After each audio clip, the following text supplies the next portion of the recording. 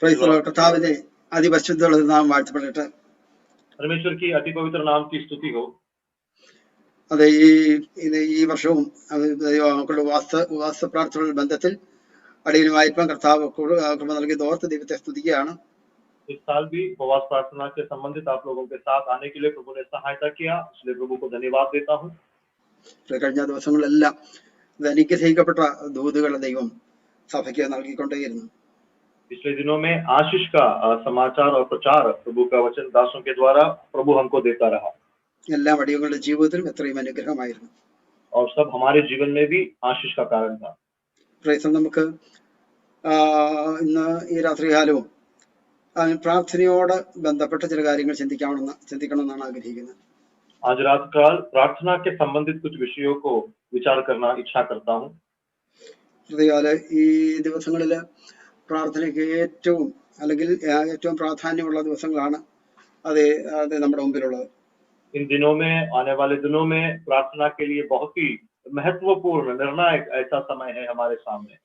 നമ്മൾ ആരും കടന്നു പോയിട്ടില്ലാത്ത ഒരു വല്ലാത്ത കാലഘട്ടത്തിൽ കൂടിയാണ് നമ്മൾ കടന്നു പോകുന്നത്. हम में से किसी ने भी कभी कोई अनुभव नहीं किया इस तरह से एक ऐसी जमाना, ऐसा संदर्भ के द्वारा हम सब चल रहे हैं।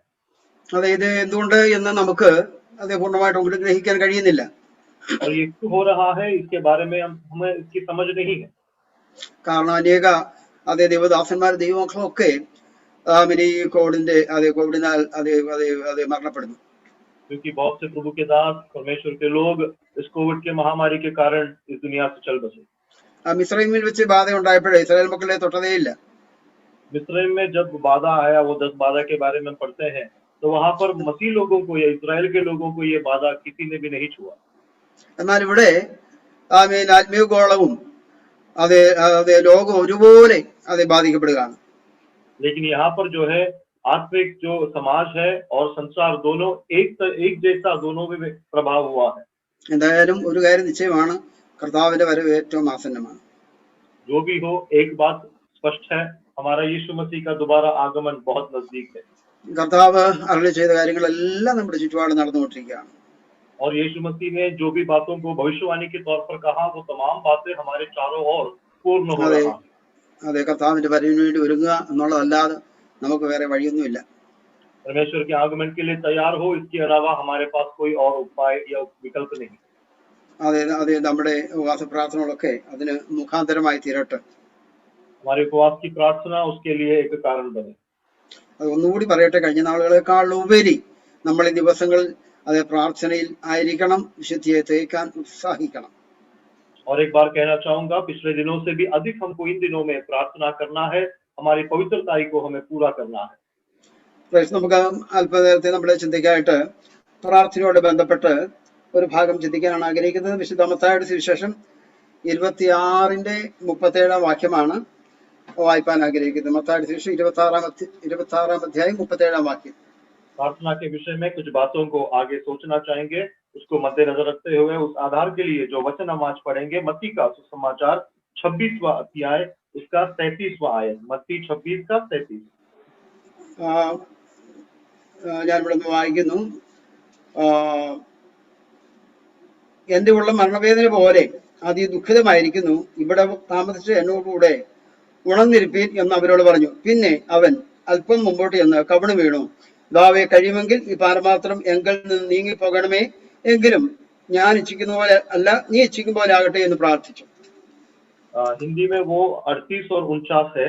तब उसने उससे कहा, मेरा जी बहुत उदास है, वहां तक कि मेरा प्राण निकल आते हैं। तुम यही ठहरो और मेरे साथ जागते रहो। फिर वह थोड़ा और आगे बढ़कर मुंह के बल गिरा और यह प्रार्थना करने लगा कि हे मेरे पिता, यदि हो सके तो यह कटोरा मुझसे टल जाए, तो भी जैसा मैं चाहता हूँ वैसा नहीं, परंतु जैसा तू चाहता है वैसा ही हो। കർത്താവിന്റെ ജീവിതം ആരംഭം തൊട്ടേ അവസാനം വരെ പ്രാർത്ഥന നിറഞ്ഞതായിരുന്നു. यीशु मसीह का जीवन आरंभ से लेके अंत तक प्रार्थना से भरा हुआ था। അതേ, കർത്താവും ആരംഭത്തിൽ 40 ദിവസം ഉപവസിച്ച് പ്രാർത്ഥിച്ചതിന് ശേഷമാണ് ശുശ്രൂഷയിലേക്ക് കടന്നത്. सेवागाई के आरंभ करने से पहले हम देखते हैं 40 दिन और रात यीशु मसीह ने उपवास किया, उसके उपरांत सेवागाई में प्रवेश किया। അല്ലെങ്കിൽ ജഡത്തെ അത് ജയിച്ചതിന് ശേഷം കർത്താവ് ആത്മാവിൽ ശക്തിയോടെ തന്റെ ശുശ്രൂഷ തുടങ്ങിയതായിട്ട് നമ്മൾ കാണുന്നുണ്ട്. या फिर ऐसा हम देख सकते हैं शरीर के ऊपर जय पाने के बाद यीशु मसीह शक्तिशाली तौर पर सामर्थ्य से सेवकाई में प्रवेश किया। അതുപോലെ താൻ ശിഷ്യന്മാരെ തിരഞ്ഞെടുക്കുന്നതിന് മുമ്പും രാത്രി മുഴുവൻ അതേ പ്രാർത്ഥിച്ച് നമ്മൾ കാണുന്നുണ്ട്.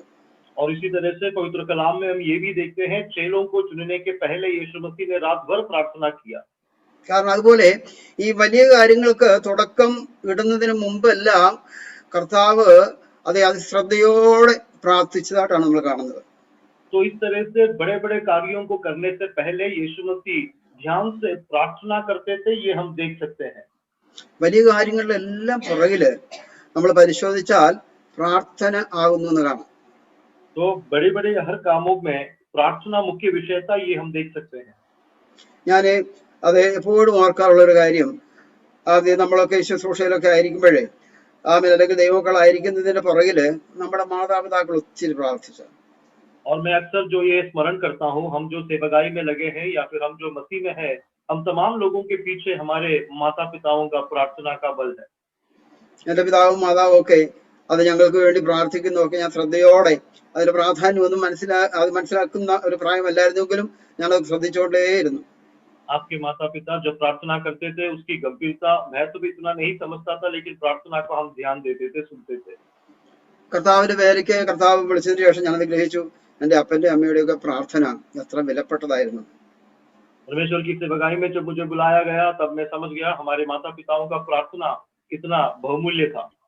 അത് നമ്മുടെ തലമുറയ്ക്ക് വേണ്ടി നമ്മൾ പ്രാർത്ഥിച്ചാല് നിശ്ചയമായിട്ടും അതേ തലമുറയെ ദൈവം അദ്ദേഹം മാനിക്കും, അക്കാര്യത്തിൽ സംശയമൊന്നുമില്ല. हमारी नस्ल के लिए, आगे की पीढ़ी के लिए हम लोग प्रार्थना करेंगे, निसंदेह परमेश्वर उनको आशीष देगा। അതെ, നമ്മൾ സൃഷ്ടി എന്നുള്ള നിലയില് കർത്താവിന്റെ മഹത്വം നമ്മൾ വഹിച്ചുകൊണ്ട് നടക്കുന്നവരാ. हम सृष्टि होने के नाते परमेश्वर की महिमा को ढाने वाले लोग हैं। അതുപോലെ നമ്മുടെ ആത്മീയ ജീവിതവും അതിന് പുറകിൽ ഒത്തിരി പ്രാർത്ഥനയാൽ ആയിരിക്കുന്ന കാര്യമാണ്. और ऐसा ही हमारी आत्मिक जीवन भी प्रार्थना के कारण से है। അപ്പോൾ നമ്മുടെ തലമുറയ്ക്ക് വേണ്ടി നമ്മൾ ഈ ദിവസങ്ങളിൽ വളരെ പ്രാർത്ഥിക്കേണ്ടിയിരിക്കുന്നു. तो हमारे बच्चों के लिए, नस्ल के लिए हमको बहुत प्रार्थना करना इन दिनों में जरूरी है। ഇവിടെ കർത്താവിന്റെ അവസാന പരിശുശ്രൂഷ അവസാനിച്ചു. यहाँ पर परमेश्वर की संसार की सेवकाई जो है वो समाप्त हो रहा है। ഇനിയും കർത്താവിന് തികച്ചെടുക്കാനുള്ളത് ക്രൂശീകരണം എന്ന ദൗത്യമാണ്. अब यीशु मसीह को जो मुद्दा पूरा करना है वो सलीब का मृत्यु है। കർത്താവിന്റെ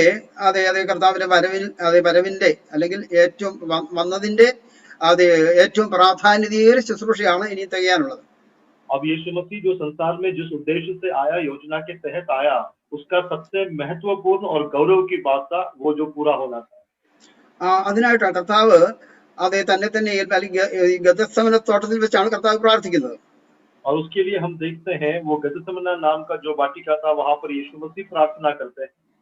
ഈ ഗതസമന തോട്ടത്തിൽ വെച്ചാണ് മാനവരാശിയുടെ മുഴു പാപവും കർത്താവിന്റെ മേൽ ചുമത്തുന്നത്. इस गतसमना की वाटिका में सारे मानव राशि का पाप यीशु के कंधों पर डाल दिया गया। അല്ലെങ്കിൽ പിതാവേ കഴിയുമെങ്കിൽ പാനപാത്രം എങ്കിൽ നിന്ന് നീക്കണം എന്ന് പറഞ്ഞത്, അല്ലെങ്കിൽ മാനവരാശിയുടെ എല്ലാം പാപം കർത്താവിലേക്ക് ഇറക്കി, അല്ലെങ്കിൽ ആ പാനപാത്രത്തിൽ മാനവരാശിയുടെ പാപമായിരുന്നു ഉണ്ടായിരുന്നത്. ये कटोरा मुझसे निकाल दो या मुझसे टल जाए, यीशु मसीह ने जो कहा, सारे मानव जाति का पाप इस कटोरे में था। സകല മാനവജാതിയുടെയും പാപം കർത്താവ് സ്വന്തം ജഡത്തിൽ ഏറ്റെടുത്ത ഒരു നിമിഷമായിരുന്നു. वो सारे मानव राशि का पापों को यीशु मसीह ने अपने शरीर पर अपनाया, स्वीकार किया, वो एक क्षण था वो। അപ്പോൾ നമുക്ക് ഒരു സംശയം തോന്നും, കർത്താവിന്റെ അതിശ്രദ്ധയോടെയുള്ള പ്രാർത്ഥനയാണ് ഇവിടെ നടക്കുന്നത്. तो यहाँ पर हम देखते हैं यीशु मसीह का बहुत ही ध्यानपूर्वक करने वाली एक प्रार्थना है। കർത്താവ് പറയുന്നത് ഈ പാനപാത്രം നിനക്ക് ഒന്നുകൂടെ വായിക്കാം. നിനക്ക് അവിടെ പറയുന്നത്, പിതാവേ നിനക്ക് സകലതും കഴിയുമെങ്കിൽ ഈ പാനപാത്രം എങ്കിൽ നിന്ന് നീക്കണമെന്നാണ്. यहाँ पर वहां पर 49 में हम ऐसा पढ़ते हैं, यदि योग हो सके तो यह कटोरा मुझसे टल जाए, तो भी जैसा मैं चाहता हूँ वैसे नहीं, परंतु जैसा तू चाहता है वैसा हो। ഞാൻ 42-ാം വാക്യം ഒന്നുകൂടെ വായിക്കുകയാണ്. രണ്ടാമതും പോയി, പിതാവേ, ഞാൻ കുടിക്കാതെ അത് നീങ്ങിക്കൂടാ എങ്കിൽ നിന്റെ ഇഷ്ടമാകട്ടെ എന്ന് പ്രാർത്ഥിച്ചു. और उसके बाद 42वें वचन में लिखा है, दूसरी बार फिर उसने दूसरी बार जाकर यह प्रार्थना किया कि हे मेरे पिता, यदि यह मेरे पिए बिना नहीं हट सकता तो तेरी इच्छा पूरी हो. ഇവിടെ നമുക്ക് മനസ്സിലാക്കാത്ത, എനിക്ക് എൻ്റെ കുടുംബത്തിൽപ്പെട്ട ഒരു നിരീശ്വരവാദി ഉണ്ടായിരുന്നു. പുള്ളി ഈ കാര്യത്തെക്കുറിച്ച് കർത്താവിനെ കുറ്റം പറയുന്നത് ഞാൻ കേട്ടിട്ടുണ്ട്.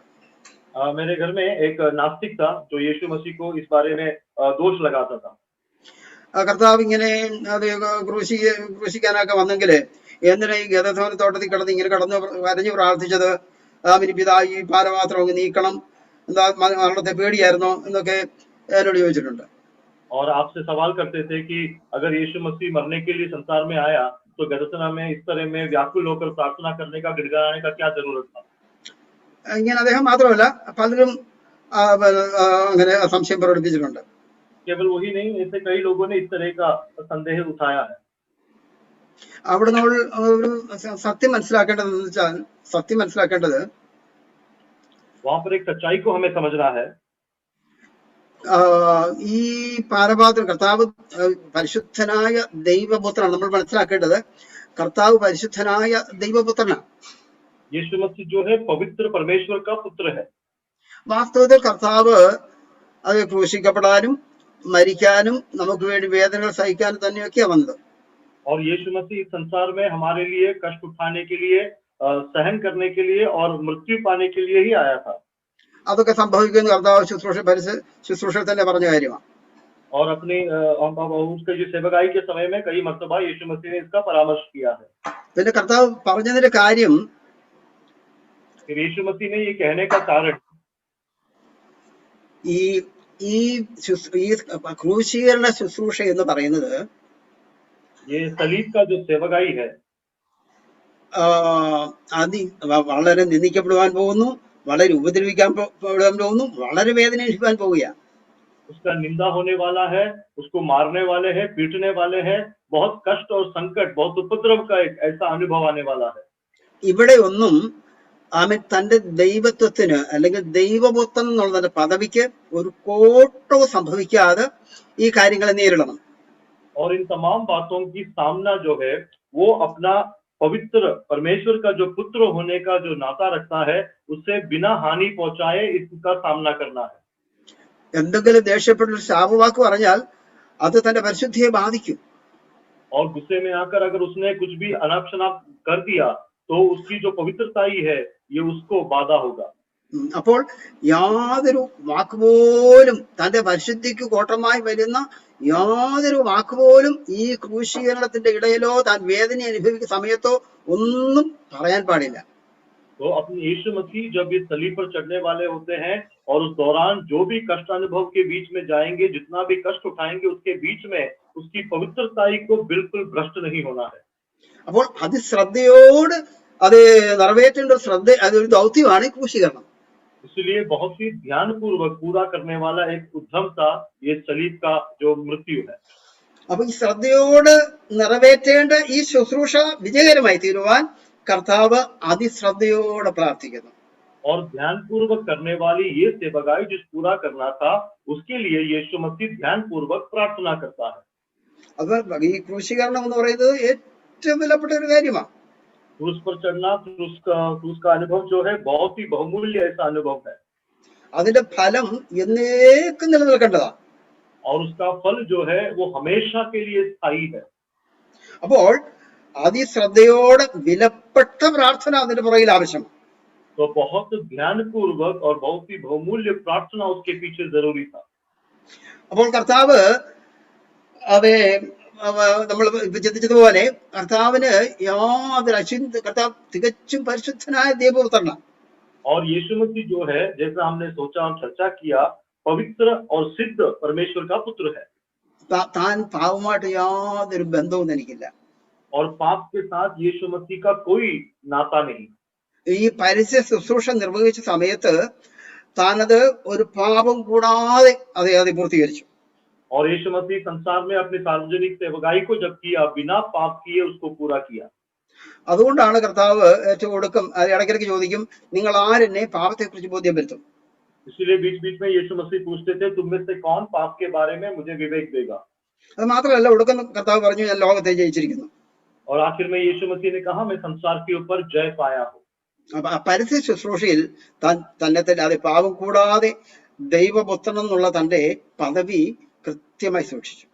तो इस तरह से सार्वजनिक तौर पर उनकी सेवकाई के दौरान यीशु मसीह ने अपने पवित्र होने का उस व्यक्तित्व को उसी तरह से सुरक्षित रखा।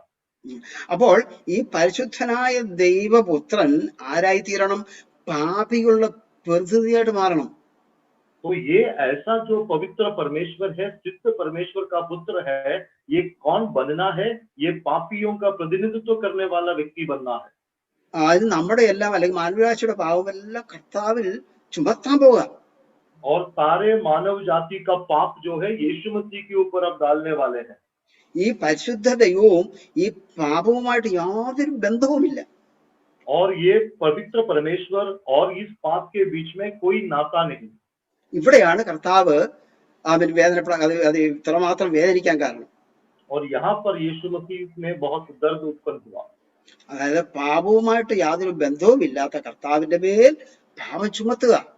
क्योंकि जिस यीशु मसीह या पुत्र के ऊपर कोई पाप का संपर्क या नाता नहीं, उसके ऊपर अब पाप को डालने वाले हैं। അപ്പോൾ നമ്മൾ മനസ്സിലാക്കണം, ആ വിധത്തിൽ അത് എന്ന് വെച്ചാല് താൻ പാപിയാകുന്നു എന്നുള്ളതിന്റെ ഹൃദയവേദനയാണ് താൻ അവിടെ അത് പ്രകടിപ്പിച്ചത്. तो इस तरह से मैं पापी हूँ, इसका एक दर्द यीशु मसीह ने वहां पर व्यक्त किया। അപ്പോൾ ഈ പിതാവിനോട് കാര്യം ചോദിക്കുന്നുണ്ട്, അതായത് നിനക്ക് അങ്ങ് സർവശക്തനാണല്ലോ, അങ്ങേ കഴിയാത്ത ഒന്നുമില്ല, ഈ ഒരു വിധം അല്ലെങ്കിൽ വേറൊരു വിധം അങ്ങേ കഴിയും, അങ്ങേക്കൊരു വാക്ക് കൽപ്പിച്ചാൽ മതി. ഈ അല്ലെങ്കിൽ മാനവരാശിയുടെ പാവപരിഹാരം എന്നുള്ളതിന് അങ്ങയുടെ മുമ്പിൽ അതെ അത്ഭുത വഴികളുണ്ട്. तो यहाँ पर यीशु मसीह की प्रार्थना के लफ्ज को सुनना बयान ये है कि परमेश्वर तुमसे सब कुछ संभव है। इसका मतलब मानव राशि की पाप को बचाने के लिए या छुड़ाने के लिए और कोई मार्ग है, केवल तेरा एक लफ्ज काफी है। इस तरह से यीशु मसीह वहां पर प्रार्थना में व्यक्त करता है। അതെങ്ങക്ക് പല വഴികളുണ്ട്, ഞാൻ ഈ വഴി തന്നെ സ്വീകരിക്കണോ എന്നാ ചോദിച്ചത്. तो कई ऐसे मार्ग है, क्या मैं इसी मार्ग का स्वीकार करना है? ये यीशु मसीह का सवाल था। പക്ഷെ പിതാവിന്റെ തിരുഹിതം എന്ന് പറയുന്നത് പുത്രൻ ഇങ്ങനെ പാപം ഏറ്റെടുത്ത് ക്രൂശിൽ മരിക്കണം എന്നുള്ളത് തന്നെയായിരുന്നു. लेकिन पिता का जो इच्छा था वो ये था, पुत्र इस तरह से पाप अपने ऊपर लेकर मानव राशि के लिए सलीब पर मृत्यु का धारण करे। പുത്രന് ഈ കാര്യം അറിയാമായിരുന്നുവെങ്കിലും പിതാവിന്റെ സ്നേഹം, ഈ പരസ്യ ശുശ്രൂഷയിൽ പിതാവിന്റെ സ്നേഹം മുഴുവൻ വെളിപ്പെടുത്തുകയായിരുന്നു പുത്രൻ. पुत्र ये जानता था, उसके बावजूद हम देखते हैं सार्वजनिक सेवकाई में पिता का प्रेम को यीशु मसीह ने अपने सेवा से प्रकट किया। ഇവിടെയും ഈ ക്രൂശീകരണത്തിൽ കൂടി തന്റെ പുത്രനെ ഏൽപ്പിച്ചു കൊടുക്കുന്നത് വഴി പിതാവിന്റെ സ്നേഹമാണ് ഇവിടെ വീണ്ടും പുത്രൻ വെളിപ്പെടുത്തുന്നത്. और यहाँ पर इस सलीब की सेवकाई के द्वारा फिर एक बार पिता परमेश्वर का प्रेम को, पुत्र को, अपने इकलौते पुत्र को मरने के लिए देते हुए उस प्रेम का ही प्रकटीकरण है। അത് പിതാവിന് മറ്റൊരു വഴി സ്വീകരിക്കാൻ കഴിയുമെങ്കിലും പുത്രനെ തന്നെ ക്രൂശിക്കാൻ ഏൽപ്പിച്ചു കൊടുക്കുന്നു. पिता परमेश्वर के पास हो सकता है दूसरा विकल्प हो, उसके होने के बावजूद भी अपने पुत्र को सलीब के लिए उसने सौंप दिया। അതിന് ഒന്ന് രണ്ട് കാരണങ്ങളുണ്ട്. और उसके लिए एक दो कारण है।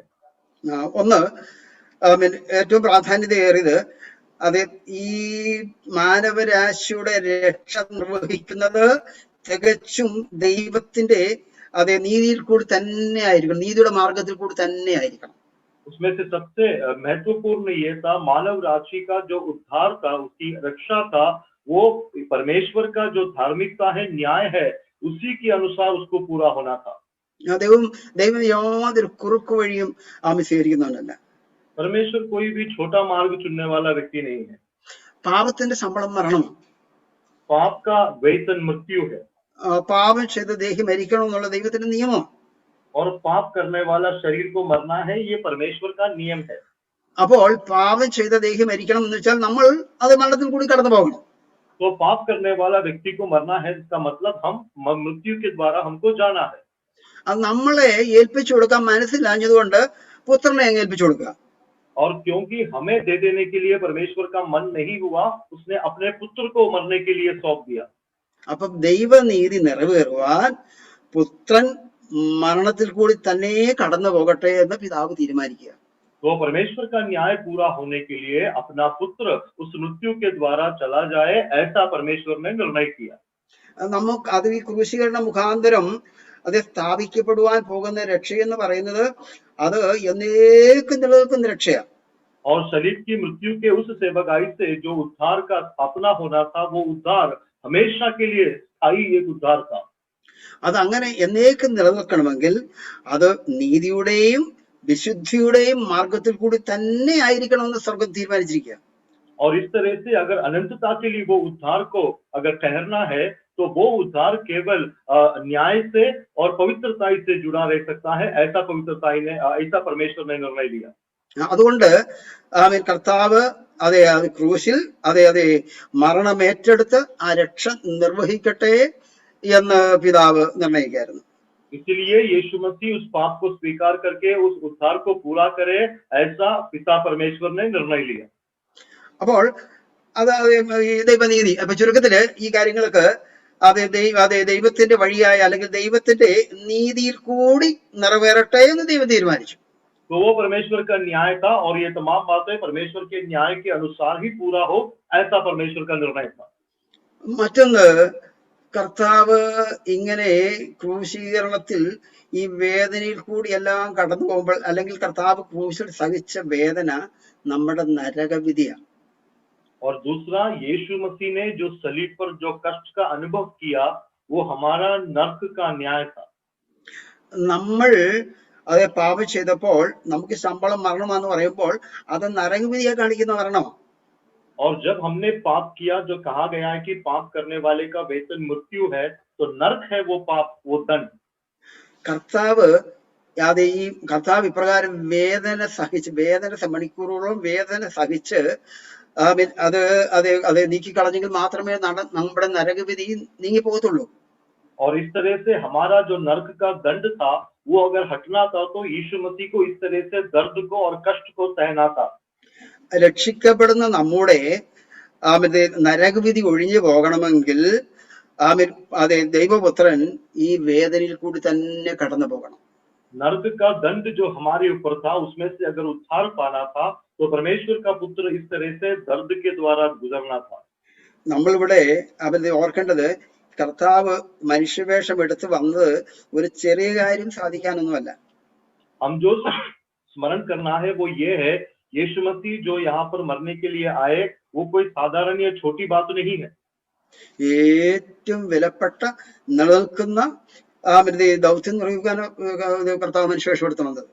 सबसे बहुमूल्य और हमेशा के लिए स्थायी होने वाला, अनंतता तक रुकने वाले उस उद्धार को पूरा करने के लिए यीशु मसीह संसार में आया.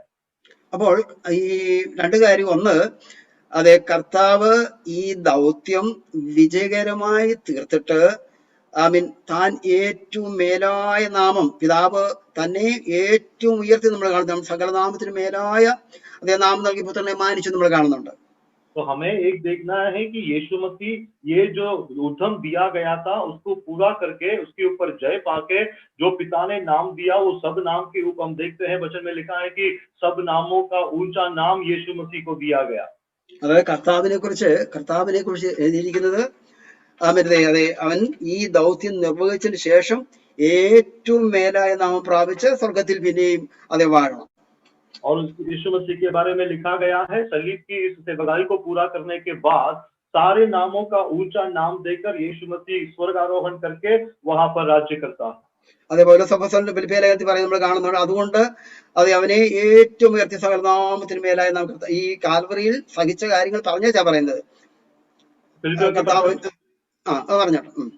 फिलिपियों की पत्री में हम देखते हैं, ये यीशु मसीह का ये कष्टानुभव के बारे में बताने के बाद कहता है कि सारे नामों का ऊपर का नाम जो है यीशु मसीह को दिया गया है. അപ്പോൾ കർത്താവ് ഏറ്റവും ഉയർത്തപ്പെടേണ്ടത് ഈ ശുശ്രൂഷയിൽ കൂടിയാണ്. तो यीशु मसीह को सबसे ऊंचा पद जो पाना था, वो ये सेवकाई के द्वारा था. സകല ആത്മാക്കൾ നഷ്ടപ്പെട്ടു പോയ സകല ആത്മാക്കളുടെയും വീണ്ടെടുപ്പ് താൻ സാധിച്ചിട്ടാണ് സ്വർഗത്തിലോട്ട് ചെന്നത്. नष्ट हुआ सारे आत्माओं का उद्धार को पूरा करके यीशु मसीह स्वर्ग पहुंचा। അപ്പൊ പിതാവ് അതിൽ ഏറ്റവും സന്തോഷിച്ചു.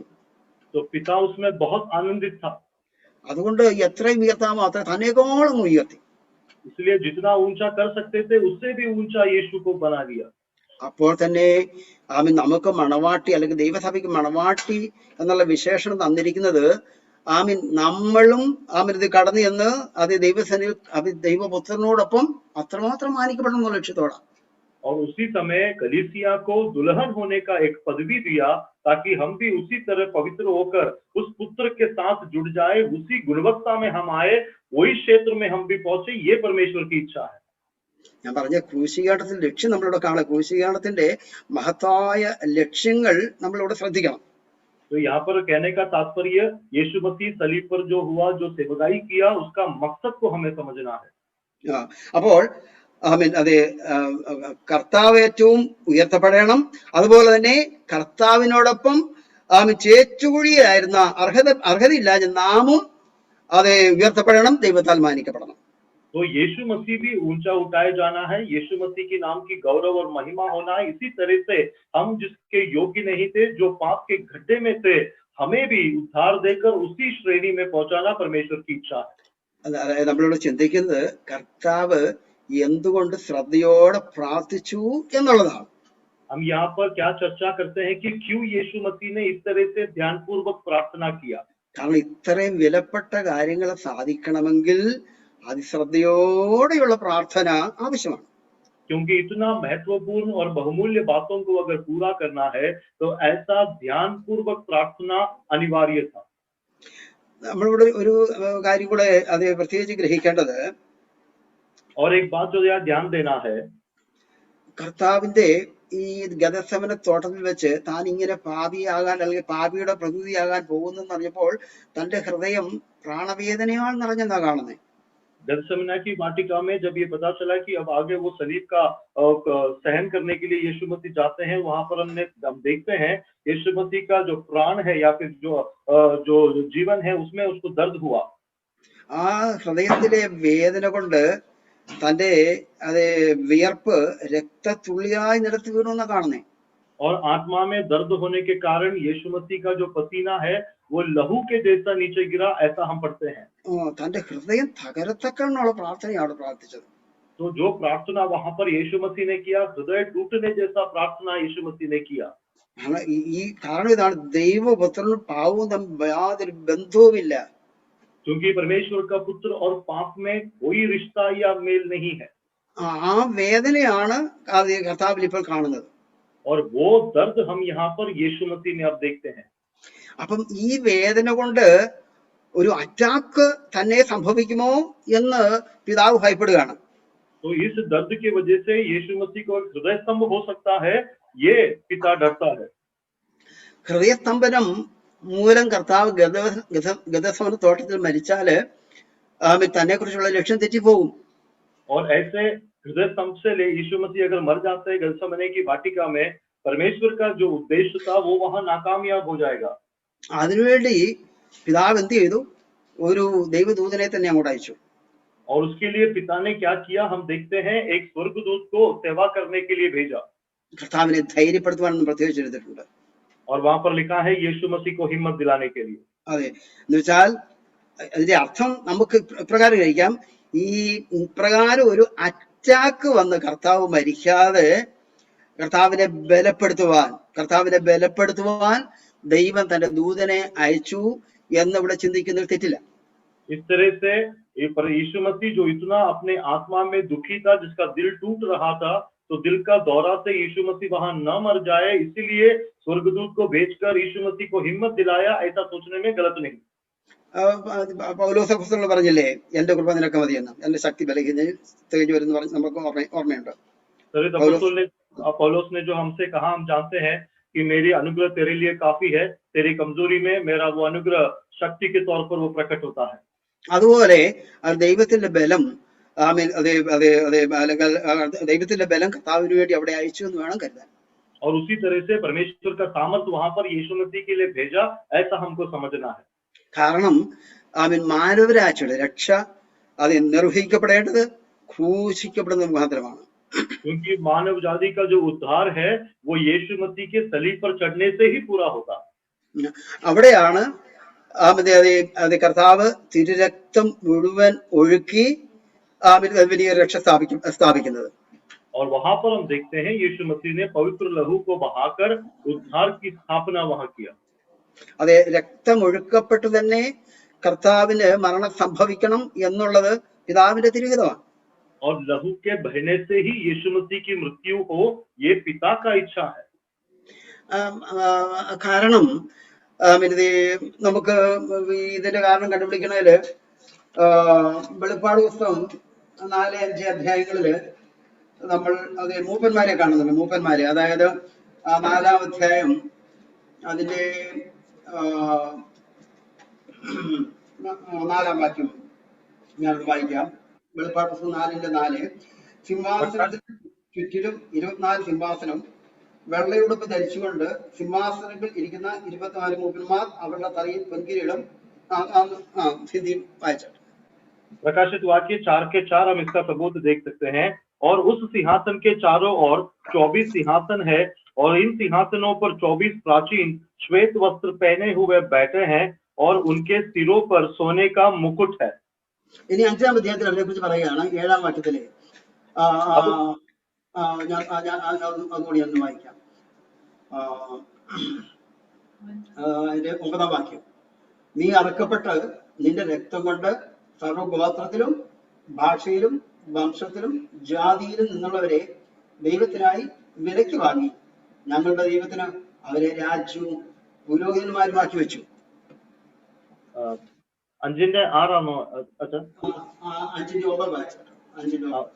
प्रकाशित वाक्य 5 उसका 9.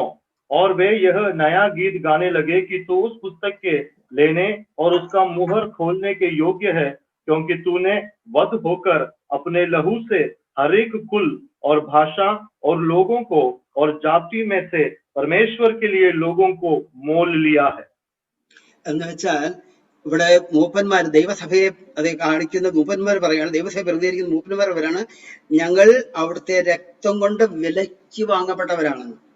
तो यहाँ पर हम देखते हैं वहाँ के जो प्राचीन है वो प्राचीन कहते हैं आपके लहू से हमें मोल लिया गया है. ഒന്നുകൂടെ ശ്രദ്ധിക്കണം, തിരുരക്തം കൊണ്ട് ഞങ്ങളെ വിലയ്ക്ക് വാങ്ങി. अपने लहू से हमें मोल लिया गया है.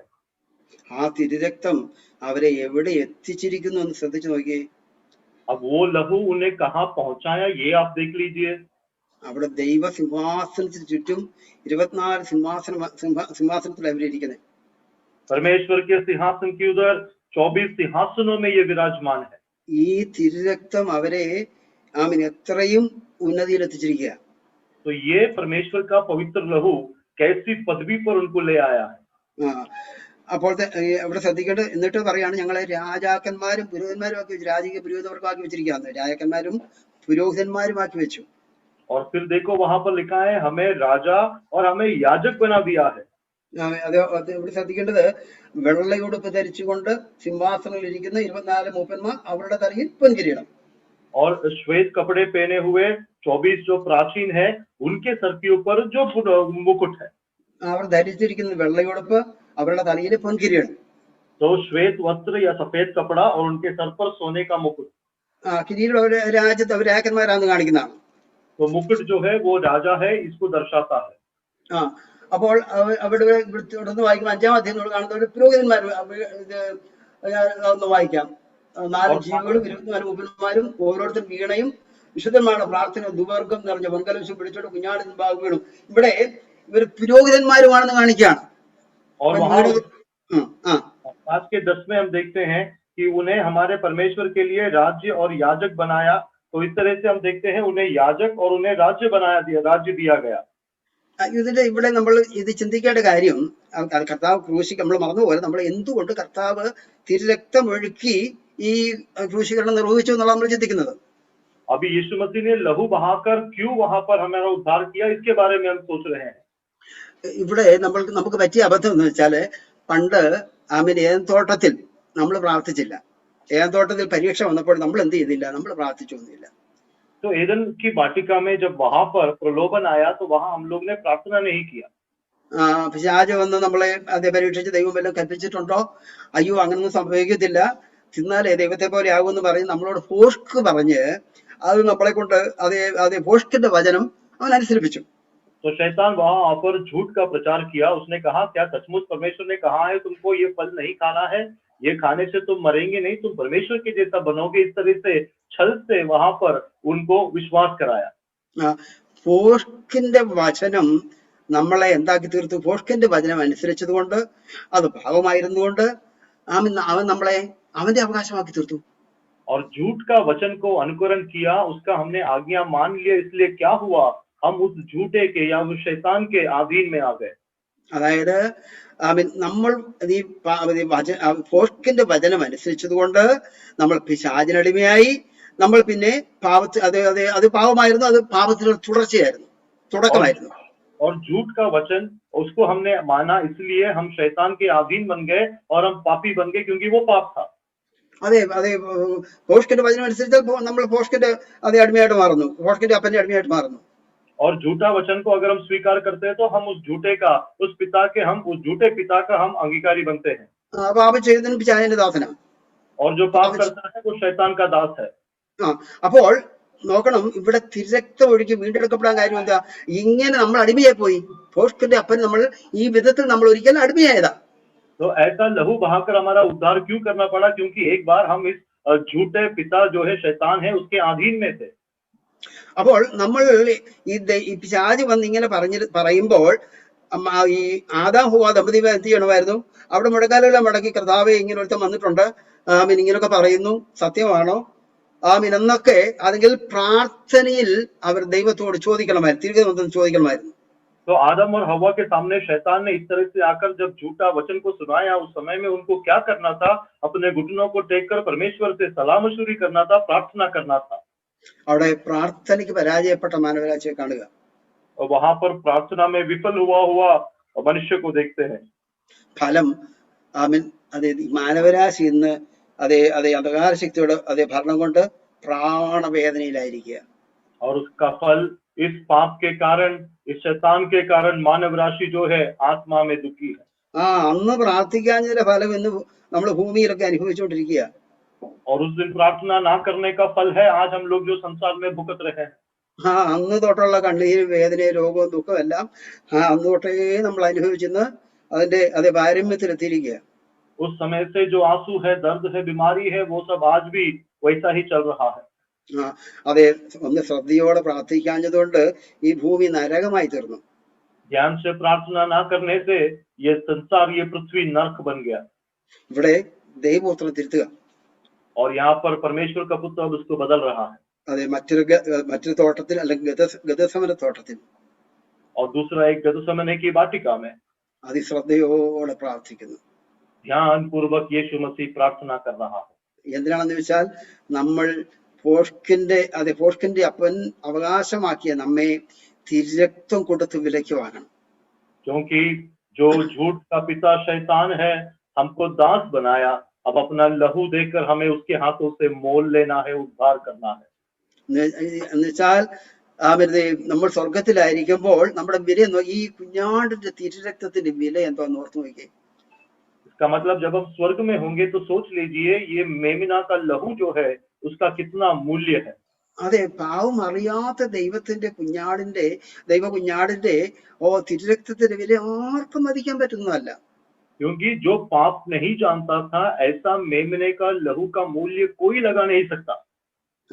അപ്പോൾ നമ്മൾ സ്വർഗത്തിൽ ചെല്ലുമ്പോൾ ദൈവം ദൈവ കുഞ്ഞാടിന്റെ രക്തത്താൽ നമ്മളെ വിലയ്ക്ക് വാങ്ങിയിരിക്കുമ്പോൾ നാം എത്ര വിലപ്പെട്ടവരായിട്ടായിരിക്കും സ്വർഗത്തിൽ കാണപ്പെടുന്നത്. तो जब हम स्वर्ग में पहुंचेंगे तो ये सोच लो हमें कितना बहुमूल्य समझा जाएगा, क्योंकि हम ऐसे मेमने के लहू से मोल लिए गए हैं। ഇങ്ങനെ വിലയ്ക്ക് വാങ്ങിയാൽ പിന്നെ ഒറ്റ കുഞ്ഞുങ്ങൾക്കും നമ്മളെ അവകാശമാക്കി കൊണ്ടുപോകാൻ സാധിക്കത്തില്ല. और ऐसा मोल लेने से आगे कोई भी हमारे ऊपर कोई दावा नहीं कर सकता। അതെ പണ്ട് ദാവീദ് മരുഭൂമിയിലേക്ക് ഓടിപ്പോയപ്പോഴേ മീഖളിനെ കൊണ്ട് ശൗല് മീഖളിനെ വേറൊരാളെ കൊണ്ട് കെട്ടിച്ചു, അദ്രിയേലിനെ കൊണ്ട്. दाऊद को हम जानते हैं, दाऊद जब वहां लड़ाई के लिए जाता है तब उस समय शाऊल मीकल जो अपनी बेटी है उसको एक दूसरे व्यक्ति के साथ शादी कराता है। ആ, ദാവീദ് തിരിച്ചു വന്നപ്പോൾ പറഞ്ഞു, ഞാൻ ഫലസ്തീനയുടെ 100 അഗ്രചർമ്മം കൊടുത്ത് വിലയ്ക്ക് വാങ്ങിയ എന്റെ മീഖൾ എവിടെ, അവളെ ഇവിടെ കൊണ്ടുവരണം എന്ന് പറഞ്ഞു. तो उसने कहा कि मैं फिलिस्तीनियों को 100 लोगों को जो मारकर उनका कत्ना हुआ लेके आया है, अब मेरा मीखल किधर है? കർത്താവ് നമ്മളെ വിലയ്ക്ക് വാങ്ങിയാൽ അത് എന്നേക്കും കർത്താവിനുള്ളതായിരിക്കും എന്നർത്ഥം. अगर परमेश्वर हमें मोल लेता है, हमेशा हम परमेश्वर के लिए है, ये उसका मतलब है. ഒരു ശത്രുവിന് പിന്നെ അങ്ങോട്ട് എടുക്കാൻ പറ്റത്തില്ല. कोई भी बैरी फिर हमारे आसपास भटक नहीं सकता. എന്നുവെച്ചാൽ അത് നമ്മൾ അവിടെ എത്ര പറഞ്ഞാലും മനസ്സിലായെന്ന് വെച്ചാൽ ഏറ്റവും ഉന്നത സ്ഥാനത്ത് ദൈവത്തിന് എത്രയും വിലപ്പെട്ടവരായി കാണപ്പെടണം എന്നുള്ള ലക്ഷ്യത്തോടെ ദൈവകുഞ്ഞാടിന്റെ തിരക്തമൊഴുക്കി നമ്മൾ വിലയ്ക്ക് വാങ്ങപ്പെട്ടു. तो कितना भी कहने से वो समझ नहीं आएगा, लेकिन समझने वाली बात इतना है, हमारी पदवी उतना ऊंचा हो, इसलिए हमें उस लहू को मेमने के लहू से मोल लिया गया है. അപ്പോൾ കർത്താവ് അറ്റാക്കൊന്നും വരിക്കാതെ ക്രൂശീകരണത്തിൽ കൂടി എല്ലാ വേദനയും സഹിച്ച് രക്തമൊഴുക്കിയതിന്റെ പുറകിലെ അതിന്റെ ലക്ഷ്യം നമ്മളിവിടെ കാണുകയാണ്. तो यीशु मसीह दिल का दौरा आकर ना मरने के और सलीब पर लहू बहाकर क्यों मरा, इसकी उपाय के बारे में और इसके कारणों को हमने देखा. അപ്പോൾ തന്നെ നമ്മൾ മനസ്സിലാക്കണം, ഈ കർത്താവ് സകല നിന്ദകളെ സഹിച്ചാണ് ക്രൂശിൽ മരിച്ചത്. उसी समय और एक बात, यीशु मसीह तमाम निंदा को सहकर सलीब पर मरा. കർത്താവിന്റെ ന്യായവിസ്താര വേളയിലും ക്രൂശീകരണത്തിലും മറ്റാരും സഹിച്ചിട്ടില്ലാത്ത നിന്ദകളും പരിഹാസങ്ങളും കർത്താവ് സഹിച്ചു. यीशु मसीह को जब वो न्याय के लिए ले जाया गया, जब उसका सलीब पर चढ़ाया गया, उसके पीड़ा के समय जो किसी ने नहीं सहा, ऐसी निंदा को यीशु मसीह सहा. കാരണം നമ്മളുടെ നിന്ദയെ തേജസ്സാക്കി തീർക്കുവാനാണ് കർത്താവ് പ്രകാരം മരിച്ചത്. क्योंकि हमारी निंदा को गौरव बनाने के लिए यीशु मसीह निंदा लेकर मरा. ആ ക്രൂശിൽ അപ്രകാരം നിന്ദകളൊക്കെ ഏറ്റെടുത്തെങ്കിൽ മാത്രമേ നമ്മളെ തേജസ്സോടെ ദൈവസന്നിധിയിൽ കാണപ്പെടുകയുള്ളൂ. और उस तरह से निंदा लेकर अगर यीशु मसीह मरे तो ही हम उस महिमा में गौरव के साथ प्रकट होंगे. കർത്താവിനെ പോലെ ഇത്രയും നിന്ദിക്കപ്പെട്ട ഒരു വ്യക്തി, അല്ലെങ്കിൽ കർത്താവിൻ നമ്മൾ സങ്കീർത്തനത്തിൽ കാണുന്ന നിന്ന എന്റെ ഹൃദയത്തെ തകർത്തു എന്ന്. यीशु मसीह के जैसा निंदित व्यक्ति संसार में कोई नहीं होगा. वचन संहिता में जैसा लिखा है, निंदा के वजह से मेरा हृदय टूट गया. അതെ, കർത്താവിന്റെ ക്രൂശീകരണത്തെ കുറിച്ച് എഴുതിക്കുന്ന യെശയ്യാവ് 53 എഴുതി കാണുന്നത് അവനെ കാണുന്നവർ മുഖം മറച്ചു കളയത്തക്കവണ്ണം അവൻ നിന്ദിതനായിരുന്നു. यीशु मसीह के सलीब के मृत्यु के बारे में यशायाह नबी की किताब में हम देखते हैं, उसमें लिखा है जो उसको देखते थे वो मुंह फेर लेते थे, इस तरह से वो विरूप किया गया था. കാരണം കർത്താവിനെ ക്രൂശിച്ചത് ഒരു വഴി അരികിലായിരുന്നു. क्योंकि यीशु मसीह को जो सलीब पर चढ़ाया वो एक मार्ग के नजदीक था. വഴിയെ പോകുന്നവരൊക്കെ കർത്താവിനെ പരിഹസിച്ചു നമ്മൾ കാണുന്നുണ്ട്. और उस मार्ग में चलने वाले लोगों ने यीशु की निंदा किया, ऐसा हम पढ़ते हैं. അങ്ങനെ വഴിയെ പോകുന്നവർ കർത്താവിനെ കാണുമ്പോൾ മുഖം മറച്ചു. और ऐसे रास्ते में चलने वाले जो यीशु को देखते थे वो अपना मुंह फेर लेते थे. കാരണം കർത്താവ് അത്രമാത്രം നിന്ദിക്കപ്പെട്ടാണ് ആ ക്രൂശിൽ കടന്നത്. क्योंकि उतना निंदित होकर यीशु मसीह को सलीब पर लटकाया गया. എന്തിനാണെന്ന് വെച്ചാൽ നമ്മൾ വരുത്തി വെച്ച ലജ്ജ, നമ്മൾ വരുത്തി വെച്ച നിന്ന അത് തേജസ്സായി മാറണമെങ്കിൽ കർത്താവ് നിന്നയിൽ കൂടി കടന്നുപോയേ മതിയാകുള്ളായിരുന്നു. क्योंकि जो निंदा हमने पाया है, जो लज्जित अवस्था हमारी है, उसको बदलकर अगर गौरव का करना था, उसको महिमा में बदलना था, तो यीशु मसीह ऐसे निंदा से गुजरना अनिवार्य था. അതെ, ദൈവമക്കള് ആ കാര്യം മറക്കരുത്. ഇവിടെ നമ്മൾ വിലപ്പെട്ട കാര്യങ്ങൾ നമ്മൾ ഓർത്തോണം. ഇവിടെ ശ്രദ്ധിക്കണം, നമ്മൾ പാപം ചെയ്ത ഉടനെ നമുക്ക് നഷ്ടപ്പെട്ടു പോയത് ദൈവതേജസ്സാണ്. നമുക്ക് നഷ്ടപ്പെട്ടു പോയത്. मसीह लोग एक बात नहीं भूलना, इन बातों को गौर से ध्यान देना, क्योंकि जब पाप किया मनुष्य ने तो सबसे प्रथम परमेश्वर की महिमा हमसे वंचित हुआ. അവര് ഉടൻ തന്നെ നഗ്നരെന്ന് തിരിച്ചറിയുകയായിരുന്നു. उसी समय उन जान पाया कि वो नंगे है. എന്ന് വെച്ചാൽ അവിടെ ഈ നിന്ദയുടെയും പരിഹാസത്തിന്റെ ഒക്കെ തുടക്കം കുറിച്ചു വന്ന അതിന്റെ അർത്ഥം. तो ये निंदा, टट्टी उड़ाना और लाज लज्जा का जो शुरुआत है वो वहां से हुआ. ഇനി നമ്മുടെ ജീവിതത്തിൽ എന്തെല്ലാം ലജ്ജാകരമായിട്ടുള്ള കാര്യങ്ങളൊക്കെ പിന്നെ നടന്നിട്ടുള്ളത് മാനവരാശിയുടെ ജീവിതത്തിൽ. के बाद मानव राशि के जीवन में कितना लज्जा का हीन बात वहां पर हुआ। ഈ നിന്നയൊക്കെ തേജസ്സായിട്ട് മാറണമെങ്കിലും കർത്താവ് ക്രൂശിൽ ഇപ്രകാരം മരിക്കണമായിരുന്നു. और ये तमाम निंदा को अगर गौरव का बनाना था, अगर उसको महिमा का बनाना था, तो यीशु मसीह निंदा सहना अनिवार्य था। നമ്മൾ വിഷയം മറക്കരുത്. കർത്താവ് എന്തുകൊണ്ട് അത് അറ്റാക്ക് ഒന്നും മരിക്കാതെ അത് ക്രൂശീകരണത്തിൽ കൂടി തന്നെ മരിക്കണം എന്ന് പിതാവ് ഇച്ഛിച്ചു എന്നുള്ളതാണ് നമ്മുടെ വിഷയം. हमारा विषय भूलना नहीं, यीशु मसीह दिल का दौरा आकर वहां पर नहीं मरा और सलीब पर लहू बहाकर मरना क्यों अनिवार्य था, ये हमारा विषय है। തമ്പുരാനെ, ഇതിന്റെ പുറകിൽ മറഞ്ഞിരിക്കുന്ന ദൈവസ്നേഹത്തിന്റെ ആഴം നമ്മൾ നോക്കിക്കേ. इसके पीछे परमेश्वर का जो प्रेम का गहराई छिपा है, उसे स्मरण करो मसीह लोगों। നമ്മൾ അവിടെ വിലപ്പെട്ടവരായി കാണുമ്പോൾ, നമ്മൾ അവിടെ തേജസ്സായി കാണുമ്പോൾ, അതിന്റെ പുറകിൽ മുടക്കിയ വില, അതിന്റെ പുറകിൽ വെളിപ്പെട്ട ദൈവസ്നേഹത്തിന്റെ ആഴം, ദൈവജനമേ, നമുക്ക് നിത്യത മുഴുവൻ ഓർത്താലും സ്തുതിച്ചാലും മതി വരുന്നതല്ല.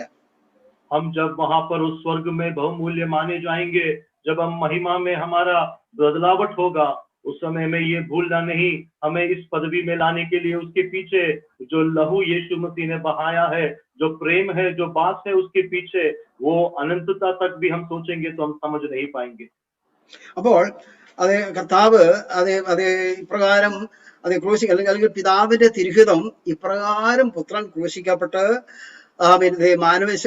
മാനവരാശി നിത്യത ദൈവസന്നിധിയിൽ പ്രകാരം അത് ഉയർന്ന പദവിയിലും വിശുദ്ധിയിലും കാണപ്പെടണം, അല്ലെങ്കിൽ തേജസ്സോടും കാണപ്പെടണം എന്നുള്ളത് ദൈവത്തിന്റെ തിരുഹിതമായിരുന്നു. तो पिता की इच्छा यही थी कि परमेश्वर का पुत्र जो है इस तरह से निंदा सहकर लहू बहाकर सलीब पे मर के मनुष्य पुत्र के लिए और मनुष्यों के पापों का उद्धार करते हुए स्वर्ग में सबसे ऊंचा नाम को और पदवी को पाए। നമുക്ക് ഈ കാര്യങ്ങളൊക്കെ മനസ്സിലാക്കാൻ ഇച്ചിരി വിഷമം ആണെന്ന് നമുക്കറിയാം. इन बातों को समझने के लिए हो सकता है थोड़ा हमको मुश्किल हो, എങ്കിലും നമ്മളിതൊക്കെ ഗ്രഹിച്ചെങ്കിലേ മതിയാവുള്ളൂ. लेकिन इन बातों को हमें समझना जरूरी और अनिवार्य है। നമ്മൾ ഒരു കാര്യം നമ്മൾ ഓർക്കണം. നമ്മൾ ആരാണ്? നമ്മൾ ഇത്രയും വിലയേറിയ രക്തത്താൽ വിലയ്ക്ക് വാങ്ങപ്പെട്ടവരാണെന്നും നമ്മൾ ഏറ്റവും അധികം ഓർക്കേണ്ടത് ഈ ഭൂമിയിൽ വെച്ചാണ്. एक बात को हमें स्मरण रखना है कि इतना बहुमूल्य लहू से हमें मोल लिया गया है, और वो सबसे ज्यादा जब हम इस संसार में है तब हमें इसका समझ रहना है, स्मरण रहना है। നമ്മൾ പിന്നെ പിശാച് പിന്നെയും വന്ന് പാപത്തിന്റെ പ്രലോഭനങ്ങളൊക്കെ കൊണ്ടുവരുമ്പോഴേ ആ നിസ്സാര കാര്യങ്ങളുടെ പുറകിലൊന്നും നമ്മൾ ആരാണെന്ന് മറന്നു പോകരുതെന്ന്. तो शैतान जब पाप का प्रलोभन तब हमें इस संसार में हमारे सामने ले आता है, तो हम कौन है ये हमें कभी नहीं भूलना चाहिए। ദൈവമക്കൾ ഏത് സാഹചര്യത്തിലായിരുന്നാലും ഓർത്തോണം, ഞങ്ങൾ എത്രമാത്രം എന്ത് വില കൊടുത്ത് വിലയ്ക്ക് വാങ്ങപ്പെട്ടവരാകുന്നു എന്നുള്ള സത്യം. मसीह लोग कोई भी परिस्थिति में क्यों ना हो, किसी भी संदर्भ में क्यों ना हो, कभी ये नहीं भूलना कि कितना बहुमूल्य लहू देकर हमारा उद्धार किया गया था। അപ്പോൾ നമ്മൾ ആരായി തീരുന്നവരാണ് എന്നുള്ള സത്യവും ദൈവങ്ങൾ മറന്നു പോകരുത്. और उसी समय हम क्या होने वाले हैं, ये सच्चाई को भी हमें भूलना नहीं है। പിന്നീട് നമുക്ക് ലഭിച്ച പദവിയാണ് രാജകീയ പുരോഹിത വർഗം എന്നുള്ള പദവി ലഭിക്കാനും കർത്താവ് ഇപ്രകാരം മരിക്കണമായിരുന്നു. और इसी तरह से हमें राज पदधारी और याजक बनाने के लिए भी यीशु मसीह का ऐसा मरना अनिवार्य था। അതിനുവേണ്ടി കർത്താവ് പാപത്തെ ജയിച്ച് അല്ലെങ്കിൽ രാജാവായി തീർന്ന കർത്താവ്, ലോകത്തെ ജയിച്ച് രാജാവായി തീർന്ന കർത്താവ് പൗരോഹിത്യ ശുശ്രൂഷ ചെയ്യുന്നതാണ് നമ്മൾ കാലുകളിൽ കാണുന്നത്. इसके लिए पाप के ऊपर जय पाकर स्वर्गारोहण किया हुआ राजा बना हुआ परमेश्वर जो है वो याजक का सेवा करता है, ऐसा हम पढ़ते हैं। അങ്ങനെ ജയിച്ച കർത്താവ് ആ ശുശ്രൂഷ നിർവഹിച്ചതുകൊണ്ടാണ് നമ്മൾ നഷ്ടപ്പെടുത്തിയ ആ രാജാവ് എന്നുള്ള പദവിയും ദൈവത്തെ ആരാധിക്കുന്ന പൗരോഹിത്യം നമുക്ക് തിരിച്ചു കിട്ടിയത്. और इस तरह से यीशु मसीह ने क्योंकि पाप के ऊपर जय पाया और सलीब के ऊपर जय पाया, इसलिए नष्ट हुआ राज का अधिकारी और प्रार्थना करने के लिए वेदी पर प्रार्थना चढ़ाने का याजक का पदवी हमको वापस मिला। അപ്പോൾ ഇത്രയും നമ്മൾ ഓർപ്പിച്ചത്, നമ്മൾ ഈ കാര്യങ്ങളൊന്നും ഏറ്റവും കർത്താവിന് ശ്രദ്ധയോടുള്ള പ്രാർത്ഥന. എന്തിനായിരുന്നു പ്രാർത്ഥിച്ചത്? അയ്യോ, വിലപ്പെട്ട കാര്യം സാധിക്കാൻ വേണ്ടിയാ കർത്താവ് അതിശ്രദ്ധയോടെ പ്രാർത്ഥിച്ചത്. इतना बातें याद दिलाने का कारण इतना है, यीशु मसीह ने क्यों प्रार्थना किया, ऐसा बहुमूल्य और बहुत ही महत्वपूर्ण बातों को पूरा करने के लिए यीशु मसीह ध्यान पूर्वक प्रार्थना किया। അതെ, ആ പ്രാർത്ഥനയുടെ ഫലമായിട്ട് ഏറ്റവും ദുഷ്കരമായ ദൗത്യം കർത്താവ് ഭംഗിയായിട്ട് നിർവഹിച്ചു. और इस प्रार्थना के फलस्वरूप में सबसे चुनौती भरा जो उद्यम था उसको यीशु मसीह ने विजय पूर्वक पूर्ण किया. അപ്പോൾ തന്നെ കർത്താവ് വേറൊരു കാര്യം കൂടെ അരുളി ചെയ്തിട്ടുണ്ട്. അതായത് വിശുദ്ധ ലൂക്കോസിന്റെ സുവിശേഷം 9:23 വിശുദ്ധ लूका रचित सुसमाचार 9 उसका 23. लूका रचित सुसमाचार 9वां अध्याय उसका 23वां आयत. 9:23 ഞാനൊന്ന് വായി. പിന്നെ അവൻ എല്ലാവരോടും പറഞ്ഞത്, എന്നെ അനുഭവിപ്പാൻ ഒരുത്തൻ ഇച്ഛിച്ചാൽ അവൻ തന്നെത്താൻ നിഷേധിച്ച് നാൾതോറും തന്റെ ക്രൂശ് എടുത്തുകൊണ്ട് എന്നെ അനുഗമിക്കട്ടെ. വായിച്ചു. उसने सबसे कहा, यदि कोई मेरे पीछे आना चाहे तो अपने आप से इनकार करे और प्रतिदिन अपना क्रूस उठाए हुए मेरे पीछे हो ले. ഇവിടെ നമുക്ക് ഇത് മനസ്സിലാക്കാനുള്ള ഇച്ചിരി വിഷമമുള്ള കാര്യം എന്ന് വെച്ചാല് കർത്താവ് ക്രൂശെടുത്ത് വലിയ രക്ഷ സാധിച്ചിട്ട് ഇന്നലെ പറയാണ്, എന്നെ അനുഗമിപ്പാൻ ഇച്ഛിച്ചാൽ അവന് തന്നെത്താൻ നിഷേധിച്ച് അവൻ തന്റെ ക്രൂശ് എടുത്തുകൊണ്ട് എന്നെ അനുഗമിക്കട്ടെ. ये समझना थोड़ा मुश्किल है क्योंकि यहाँ पर यीशु मसीह कहते हैं, अगर कोई मेरे पीछे आना चाहता है, मेरा चेला बनना चाहता है, तो अपने आप को इनकार करके प्रतिदिन उस क्रूस को उठाए जिस क्रूस को यीशु मसीह ने लिया था. അതെ, കർത്താവ് ഈ വിലപ്പെട്ട രക്ഷ സാധിച്ചത് ദുഷ്ടന്മാരുടെ മധ്യത്തിൽ, അല്ലെങ്കിൽ എല്ലാ വേദനകളും സഹിച്ച് ദുഷ്ടന്മാരുടെ മധ്യത്തിലാണ് കർത്താവ് സാധിച്ചത്. तो यीशु मसीह ने जो ये क्रूस को सहा और ये इसके ऊपर जय जो पाया दुष्ट लोगों के बीच में. നമ്മളും കർത്താവിനെ അനുഗമിപ്പാൻ തീരുമാനിച്ചാൽ നമ്മൾ ഈ ദുഷ്ടലോകത്തിലാണ് ജീവിക്കുന്നത്, ദുഷ്ടന്മാരുടെ നടുവിലാണ് നമ്മൾ ജീവിക്കുന്നത്. और हम भी जब यीशु मसीह के पीछे होने का निर्णय लेते हैं, इसी संसार में दुष्ट लोगों के बीच में हम रहते हैं. ഒത്തിരി പ്രതികൂലങ്ങളും നിന്ദകളും ഒക്കെ നമുക്ക് അനുഭവിക്കേണ്ടി വരും. बहुत ही प्रतिकूल परिस्थिति, बहुत ही वितर्क और बहुत ही विरोध का सामना हमें भी करना पड़ेगा. ഒന്നാമത് നമ്മള് തന്നെത്താൻ നിഷേധിക്കണമെന്ന് പറയുന്നുണ്ട്. एक तो कहा गया है कि हमें अपने आप को इनकार करना है. എന്ന് വെച്ചാൽ നമുക്ക് നമ്മുടേതായിട്ടുള്ള നമുക്ക് താല്പര്യമുള്ള നമ്മുടെ ജഡത്തിനും ഒക്കെ താല്പര്യമുള്ള പല സ്വഭാവങ്ങൾ നമ്മുടെ ജീവിതത്തിൽ ഇങ്ങനെ ഉണ്ടായിരുന്നു. ആ കാര്യങ്ങളൊക്കെ ഉപേക്ഷിച്ചിട്ട് നമ്മൾ കർത്താവിനെ പിന്തുടരണം എന്നുള്ള കാര്യമാണ് പറഞ്ഞത്.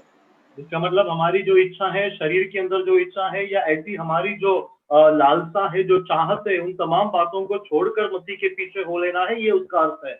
പണ്ട് ലോകത്ത് നമ്മൾ ജീവിച്ചതുപോലെ ജഡത്തിന്റെ ഉല്ലാസത്തിനും ലോകത്തിന്റെ പുറകെ ഒന്നും നമ്മൾ പോകരുത്.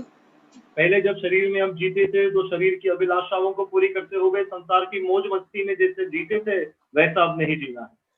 തന്നെ നമുക്ക് നമുക്ക് നമ്മുടേതായ ജഡ താല്പര്യങ്ങള്, ജഡത്തിന് തൽക്കാലം സുഖം കൊടുക്കുന്ന പല താല്പര്യങ്ങളെ പറയും നമ്മൾ പോകുന്നുണ്ടായിരുന്നു.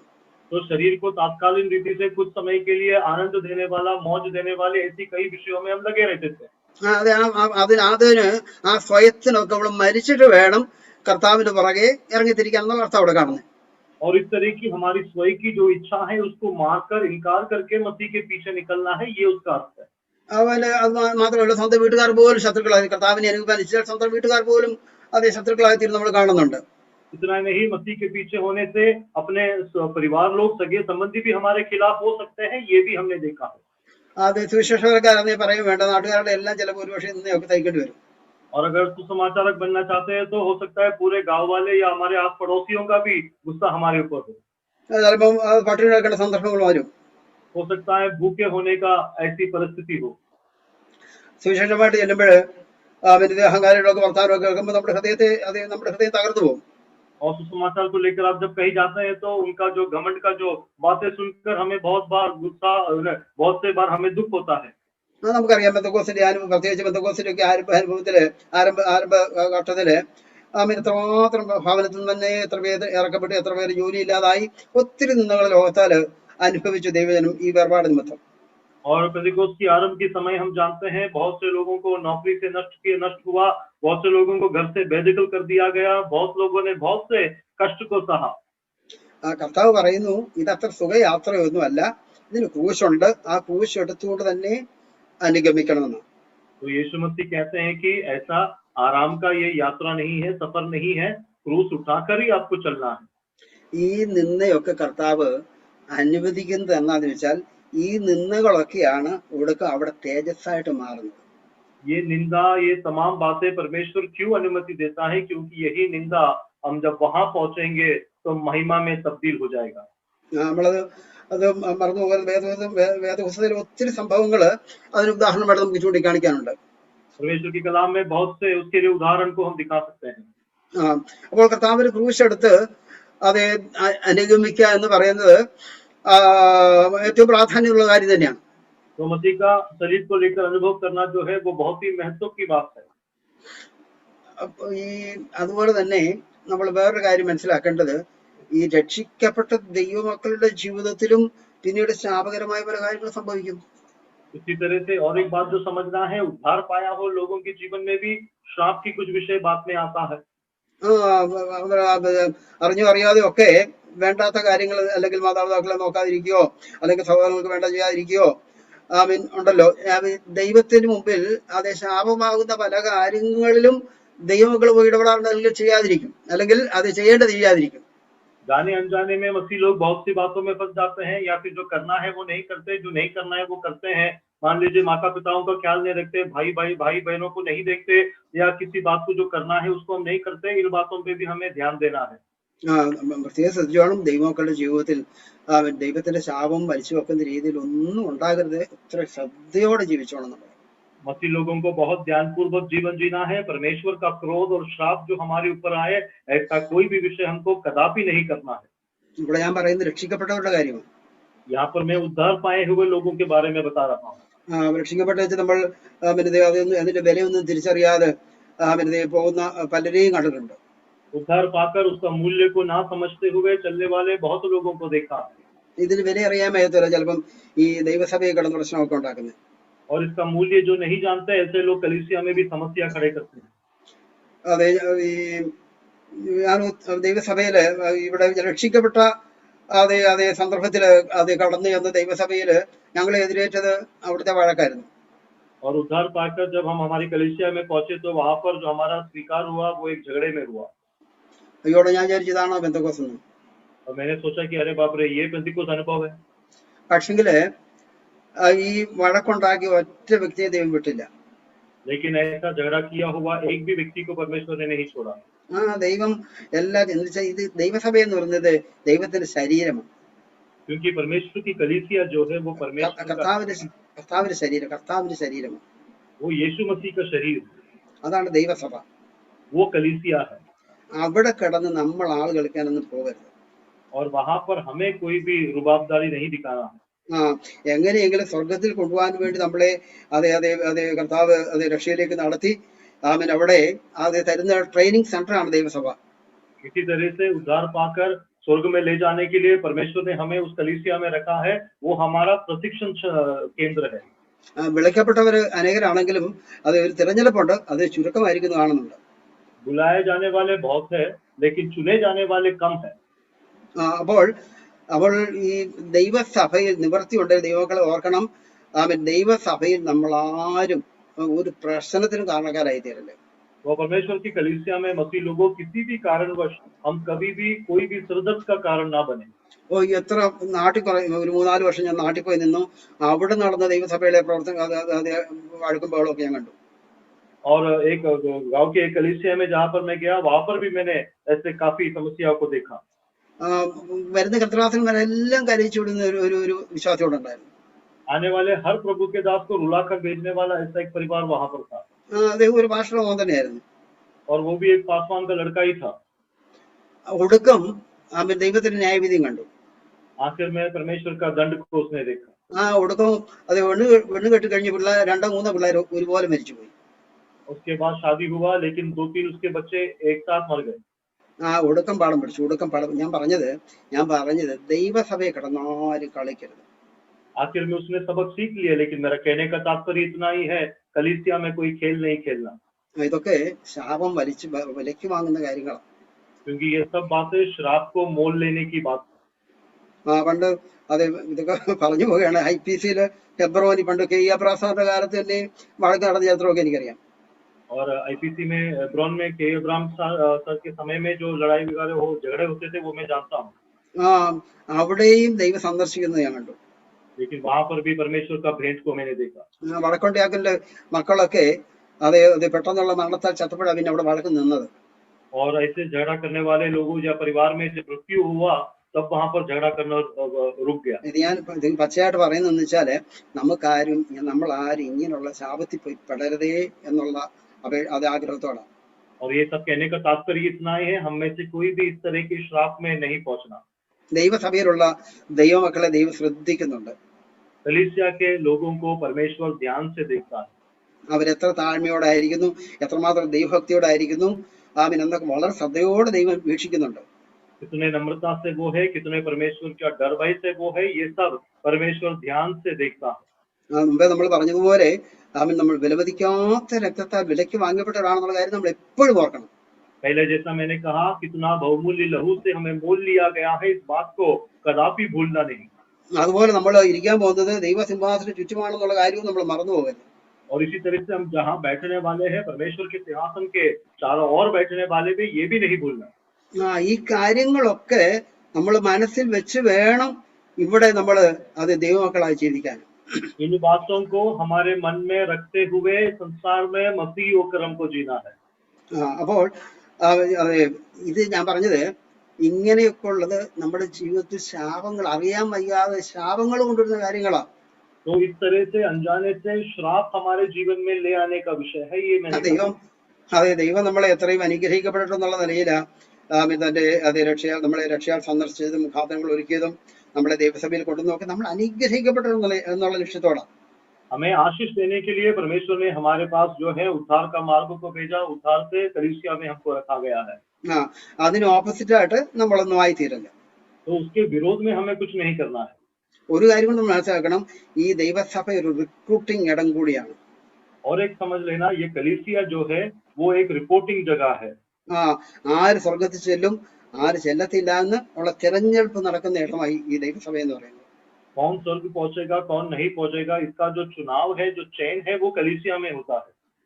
അപ്പോൾ എത്ര ശ്രദ്ധയോടെ ഞാൻ പറഞ്ഞത്, എത്ര കർത്താവ് ഈ രക്ഷയും കാര്യങ്ങളൊക്കെ സ്ഥാപിച്ചത് എപ്രകാരമാണെന്നും അതിന്റെ ഫലം എത്ര നിത്യതയോളം നിൽക്കുന്ന ഫലമാണ് കർത്താവിന്റെ ക്രൂശിന്റെ രക്ഷയാൽ നമുക്ക് ലഭിക്കുന്നത്.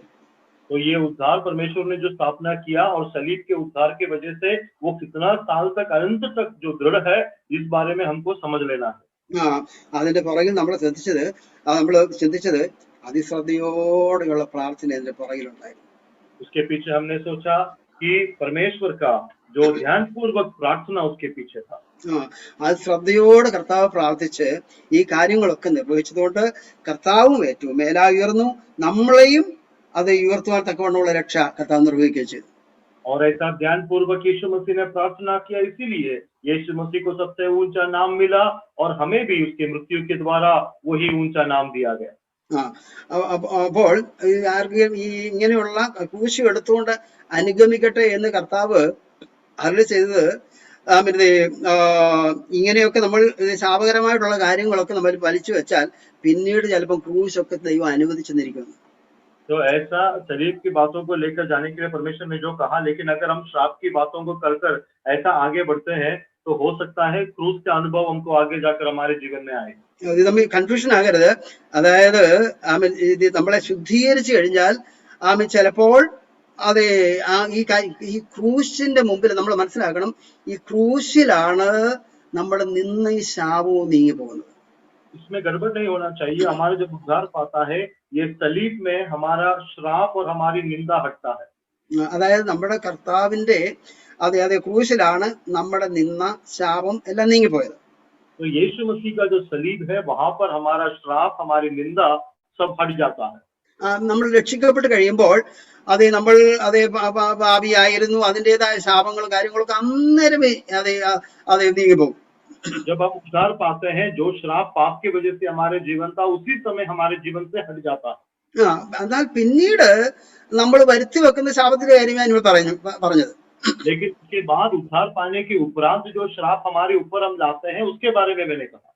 ദൈവം ചിലപ്പോൾ അങ്ങനെയുള്ള അനുഭവത്തിൽ കൂടി ദൈവം പിന്നെ മാനസാന്തരപ്പെട്ട് കരഞ്ഞ് നിർവഹിച്ച് വരുമ്പോൾ ദൈവം പാപം ക്ഷമിക്കും. പക്ഷെങ്കിൽ അതിൻ്റെതായ ബാലശിക്ഷയിൽ കൂടി അല്ലെങ്കിൽ ചില ക്രൂശിന്റെ അനുഭവത്തിൽ കൂടി ഇത് നടത്തിയെന്നിരിക്കും.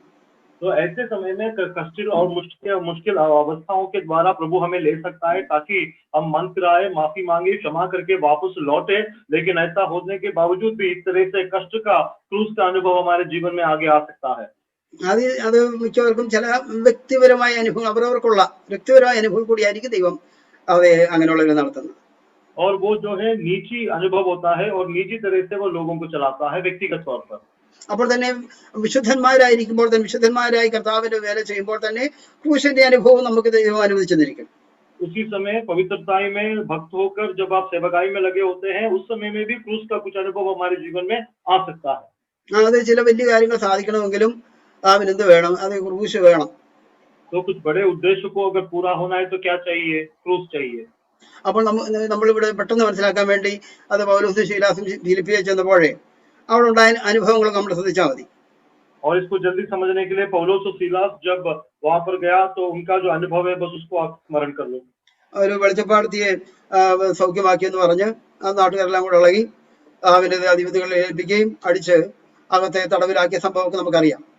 सोना करने वाली को जब वहां पर चंगाई दिएगा, वहां के लोगों ने जो वहां पर झगड़ा किया और दोनों को मारा पीटा, ये विषय हम देखते हैं। അത് ദൈവം അനുവദിച്ച ഒരു ക്രൂശ് തന്നെയായിരുന്നു. वो परमेश्वर का अनुवदीय एक ऐसा क्रूस था। അവര് അവിടെ കടന്ന് ദൈവം ഞങ്ങളെ പറഞ്ഞു വിട്ടതാ, ഇങ്ങനെ അടികൊള്ളുമെന്ന് ഞങ്ങൾ വിചാരിച്ചില്ല, പിന്നെ ഞങ്ങൾ തെറ്റൊന്നും ചെയ്തില്ല, ഞങ്ങളെ ദൈവം ഇങ്ങനെയൊക്കെ വിട്ടല്ലോ എന്ന് പറഞ്ഞ് അവർ പിറുപിറുത്തൊന്നുമില്ല. और परमेश्वर ने वहां भेजा था, उसके बावजूद हमको मार मिला, ऐसा कहकर उन्होंने कभी भी कुड़कुड़ाया नहीं। പകരം അവര് ആ ബന്ധിതരായിട്ട് കിടന്ന് ദൈവത്തെ പാടാനും ദൈവത്തെ പാടി സ്തുതിക്കാനും പ്രാർത്ഥിക്കാനും അവിടെ തുടങ്ങി. उसके एवज में परमेश्वर का स्तुति आराधना करने लगे। ദൈവത്തിന്റെ വിശുദ്ധാത്മാവ് ശക്തിയോടെ അവിടേക്ക് ഇറങ്ങി വന്നു. परमेश्वर की पवित्र आत्मा सामर्थ्य रूप से वहां पर उतर आया। ബന്ധനങ്ങളെല്ലാം ഒഴിഞ്ഞു. सारे बंधन टूट गए। ഇതെല്ലാം കണ്ട് കാരാഗ പ്രമാണി നിലവിളിച്ചോടി വന്നു, സഹോദരന്മാരെ രക്ഷിക്കപ്പെടുവാൻ എന്ത് ചെയ്യണം ചോദിച്ചു. और ये सब देखकर वहां का जो सिपाही था वो दौड़ कर आके बोला, भाई लोगों, उद्धार पाने के लिए मुझे क्या करना है। ഒറ്റ ദിവസം കൊണ്ട് ഒറ്റ വിഷം കൊണ്ട് നിന്നയിൽ അവരനുഭവിച്ച നിന്നയും വേദനയെല്ലാം മാനമാക്കി ദൈവം തീർത്തു. कुछ ही क्षण में जो निंदा उन्होंने सहा था वो सब महिमा और गौरव का बात बनाकर यीशु ने तब्दील कर दिया। അവിടെ വാസ്തവത്തിലുള്ള ഫിലിപ്പിയ സഭയ്ക്ക് അടിസ്ഥാനം ഇടുകയായിരുന്നു. और वास्तव में देखा जाए तो फिलिपी कलीसिया का वहां पर नेव डाला गया। ഈ കാരാഗർ പ്രമാണി ഇതൊക്കെ കാണണമെങ്കിലേ, ദൈവസഭനം കേൾക്കണമെങ്കിലേ, കാരാഗർ പ്രമാണി സ്നാനപ്പെടണമെങ്കിലേ അയാളെ പുറത്തുനിന്ന് സഭയിലൊന്നും കിട്ടുന്ന ആളല്ല. अभी ये बंदीगृह का जो नेता था, जो वहां का सरदार था, अब वो अगर सुसमाचार सुनाना है, ये बाहर कलीसिया में नहीं मिलेगा। അങ്ങനെ ദൈവപ്രവൃത്തി കാണണമെങ്കിൽ ഈ അപ്പോസ്തലന്മാർ അവിടെ തന്നെ ചെന്നേ പറ്റൂ. और उसके लिए उसको परमेश्वर की महिमा अगर देखना है तो प्रेरित लोग वो जहाँ है वहां पहुंचना जरूरी था। അത് ദൈവത്തിന്റെ വഴിയായിരുന്നു. वो परमेश्वर का मार्ग था। ആ ക്രൂശീകരണത്തിന്റെ അനുഭവത്തിൽ കടന്നുകൊണ്ട് ദൈവത്തിന് മഹത്വം കരയറ്റി. और उस शरीर की अवस्था के द्वारा जाते हुए परमेश्वर का उन लोगों ने महिमा किया। കാരാഗ്രഹ പ്രമാണി കുടുംബം അവർ രക്ഷിക്കപ്പെട്ടു. ഒരു ഫിലിപ്പിയ സഭയ്ക്ക് അവിടെ അടിസ്ഥാനവും ഇടപെട്ടു. और वहां पर उस बंदीगृह का सरदार और उसका परिवार जो है वो उद्धार पाए और फिलिपी कलीसिया का स्थापना। എവിടെയാണ് എന്നെ ആരെങ്കിലും അനുഗമിച്ചാൽ അവൾ തന്റെ താൻ തേച്ചതിന്റെ ക്രൂശ് കൊടുത്തുകൊണ്ട് അനുഗമിക്കട്ടെ എന്ന് അദ്ദേഹത്തെ കർത്താവ് വിളിച്ചത്. और वहां पर यीशु मसीह ने कहा, यदि कोई मेरे पीछे आना चाहे तो अपने आप को इनकार करके मेरा क्रूस उठाकर मेरे पीछे हो ले। അപ്പോൾ അത് ക്രൂശ് നമുക്ക് അനുവദിക്കുന്നത് അതിന്റെ പുറകിൽ എത്രയും അനുഗ്രഹങ്ങൾ നമുക്ക് നൽകാനാണ്. तो सलीब जो कभी कभार हमारा अनुभव हमें अनुमति दिया जाता है ताकि उसके पीछे का कई अनुग्रहों को हम पाने के लिए। അതേപോലെ ഈ പഴയ നിയമത്തില് നമുക്ക് ഒത്തിരി ഉദാഹരണങ്ങൾ വേറെ എടുക്കാനുണ്ട്. അതായത് ഹന്ന എന്തുമാത്രം നിന്ദിക്കപ്പെട്ടു അല്ലേ? ഹന്ന എത്രമാത്രം അദ്ദേഹം നിന്ദിക്കപ്പെട്ടവളാ. पुराना नियम के बहुत से पात्रों को हम इसमें देख सकते हैं जिसकी निंदा की गई, लेकिन बाद में उनके लिए आशीष का कारण बना। हन्ना का उदाहरण हम ले तो कितना निंदा हुआ उसका। വാസ്തവത്തില് ആ ഒറ്റ പ്രാർത്ഥനയാണ് ശമൂവേലിന്റെ അതേ ഭാവി നിശ്ചയിച്ചത്. और वो एक प्रार्थना है, हम देखते हैं वहां पर शमूएल का भविष्य का निर्णय लिया। അവളെ ഒടുക്കം നാളുകളായിട്ട് വർഷങ്ങളായിട്ട് ഈ അവളെ പ്രതിയോഗിയായ പെനിനയുടെ നിന്ന പരിഹാസം എല്ലാം സഹിക്കുകയായിരുന്നു. सालों से वो अपनी प्रतियोगी अपनी सौतन जो है वो पेनिना का निंदा को वो सह रही थी. പക്ഷെങ്കില് ഇവിടെ ഞാനിവിടെ ശ്രദ്ധിച്ചത് ഈ ശൗമേൽ ബാലൻ ആലയത്തിൽ ചെന്ന് അധികം കാലം എന്ന് വെച്ചാല് അവൻ ബാലനായിരിക്കുമ്പോ തന്നെ എന്താ കുട്ടി അവൻ ദൈവശബ്ദം കേട്ടു, അല്ലെങ്കിൽ ദൈവവചനമാണോ അത് അല്ലെങ്കിൽ ദൈവമാണോ ഇടപെട്ടൊന്നും തിരിച്ചറിയാൻ പോലും കഴിയാത്ത പ്രായത്തിൽ അവൻ ആരായി തീർന്നു? അവൻ പ്രവാചകനായിട്ട് തീർന്നു. तो वहां पे हम जो बातें मुझे चिंता में किया वो ये है, शमूएल जब परमेश्वर का मंदिर में पहुंचा, परमेश्वर का वाणी क्या है या परमेश्वर का वचन क्या है ये भी समझने से पहले अपनी छोटी सी आयु में ही वो भविष्यवक्ता बना। അത് കുഞ്ഞായിരിക്കുമ്പോഴ അല്ലെ കൊച്ചായിരിക്കുമ്പോൾ അവൻ അറിയത്തില്ല ദൈവശബ്ദമാണ്, ഇത് എന്തോ ചൊമ്മേലെ ചൊമ്മേലെ എന്ന് വിളിക്കുന്നു, എന്താണെന്ന് പോലും തിരിച്ചറിയാൻ വയ്യാതെ അവൻ ഏലിയെടുത്ത് ഓടിച്ചെല്ലുന്നു. वो छोटा था जब परमेश्वर उसको बुलाता है समूएल समूएल, वो ये जानने का भी उसमें विवेक नहीं कि ये परमेश्वर का आवाज है या इंसान का आवाज सुनने से वो दौड़कर एली महायाजक के पास जाता है। ഒടുക്കം ഏലിക്ക് മനസ്സിലായി ഇത് ദൈവത്തിന്റെ വിളിയാ. एली समझ गया ये परमेश्वर का बुलाहट है। അതായത് ബാല്യത്തിൽ തന്നെ അവൻ പ്രവാചകനായിട്ട് മാറി. तो बचपन में ही वो भविष्यवक्ता बना। അപ്പൊ എന്നാല് ഹന്നയ്ക്ക് എത്ര വർഷങ്ങളാ അതിൽ നിന്ന് സഹിക്കേണ്ടി വന്നേ? लेकिन हन्ना के बारे में सोचो कितना साल तक उसे निंदा सहना पड़ा। അപ്പോൾ വർഷങ്ങളോളം അവൾ നിന്നയും കാര്യങ്ങളൊക്കെ അനുഭവിച്ചു. പിന്നെ ഒടുക്കം അതേ പരിശുദ്ധാത്മാവ് പക്ഷേ അവിടെ ഹൃദയത്തിൽ പേരണം കൊടുത്താൽ നീ പോയി പ്രാർത്ഥിക്ക്, എന്നുവെച്ചാൽ ആണ്ടുതോറും പോയി നാമതേ അനുഭവത്തിൽ പോയി യാഗം കഴിച്ചിട്ട് തിരിച്ചു പോരുമായിരുന്നു. सालों से वो ये निंदा सह रही थी, उसके बाद मुझे लगता है पवित्र आत्मा ने ही उसके अंदर ये प्रेरणा दिया होगा, हर साल एक रिवाज अनुष्ठान की तरह जो करती है उसके एवज में अभी तू जाके प्रार्थना कर। ഒടുക്കം ഈ പെനിന്നിയുടെ നിന്ന അതെ അതെ അതെ ദൈവം ആഗ്രഹിച്ച നിലയിൽ അത് പൂർത്തീകരണമായപ്പോൾ തമ്പുരാൻ പറഞ്ഞു പോയി പ്രാർത്ഥിക്കാൻ എന്ന് പറഞ്ഞു. और उस पेनिन्ना का निंदा जब उसको पूर्ण हुआ तो परमेश्वर ने उसको प्रार्थना करने का प्रेरणा दिया। എന്ന് വെച്ചാൽ നമ്മുടെ അനുഗ്രഹത്തിന്റെ ശൗമേലിന്റെ അനുഗ്രഹത്തിന്റെ വർഷങ്ങൾ കൂടണമെങ്കിൽ ഈ പെനിനിയുടെ നിന്നയുടെ നാളുകളും ചിലപ്പോൾ കൂടിയെന്നിരിക്കും. तो शमूएल का आशीष का आयु अगर बढ़ना है तो पेनिन्ना का निंदा का समय भी बढ़ना है। നമ്മളത് മറന്നു പോകരുത്. നമ്മളെ ആരെങ്കിലും നിന്ദിക്കുന്നെങ്കിൽ അതിന് നാളുകൾ നീളുന്നുവെങ്കിൽ നമ്മൾ ഓർത്തോണം നമ്മുടെ അനുഗ്രഹത്തിന്റെ നാളുകളും വർദ്ധിക്കും. तो हमें अगर कोई निंदा करता है और लंबी समय तक हमारी कोई निंदा करता है तो हमें भूलना नहीं हमारा आशीष का समय भी बड़ा होगा। അതുകൊണ്ട് നമ്മൾ ഇങ്ങനെയുള്ള വിഷയം എന്ന് വെച്ചാൽ അന്നയ്ക്ക് ദൈവം അനുവദിച്ച ഒരു ക്രൂശാണ്. तो हन्ना को परमेश्वर ने क्रूस की अनुमति दिया था। ഇങ്ങനെ ക്രൂശ് ചുമക്കുമ്പോൾ ഹന്ന എന്ത് ചെയ്തില്ല? പെന്നിയോട് എന്നാ പാടി എന്നാ കാണാം, നീ എത്രയ്ക്ക് ആളായോടി, ഇനി എന്റെ അടുത്ത് വന്നാൽ നീ രണ്ട് മേടിച്ചോണ്ട് പോകുന്നൊന്നും ഹന്ന പറഞ്ഞില്ല. तो हन्ना ने पेनिन्ना से ये नहीं कहा अगर आगे से तू मुझे चिढ़ाएगी तो मैं तुझे दिखाऊंगी, मैं तुझे 2 रख कर दूंगी, ऐसा कोई भी रपट या कोई झगड़ा वहां पर पेनिन्ना से नहीं किया। എന്ന് വെച്ചാൽ അവിടെ പോരിന് പോകുന്നവളല്ലായിരുന്നു അർത്ഥം. इसका मतलब वो वहां लड़ाई झगड़ा करने आने वाली औरत नहीं थी। ദൈവസന്നിധിയിൽ സകലം സമർപ്പിച്ച് താഴ്മയോടെ കാത്തിരുന്നവളായിരുന്നു ഹന്ന. परमेश्वर के सम्मुख में सब कुछ समर्पण करके नम्रता से इंतजार करने वाली एक स्त्री। നമ്മുടെ കർത്താവ് താഴ്മയോടെല്ലാം ക്രൂശിൽ സഹിച്ചതുപോലെ ഈ ക്രൂശ് സഹിക്കുന്ന വ്യക്തി അങ്ങനെ താഴ്മയോടെ സഹിച്ചെങ്കിൽ മാത്രമേ സാധിക്കുള്ളൂ. हमारे यीशु मसीह ने नम्रता से जिस तरह को सलीब को सह लिया, उसी तरह जो क्रूस को सहता है वो व्यक्ति भी नम्रता से चुपचाप सब कुछ सह लेना है। അവിടെ നമ്മൾ ഓർക്കേണ്ടത് ഈ ഹന്നയുടെ ഒരു പ്രാർത്ഥനയാണ് അത് ശൗമേലിന്റെ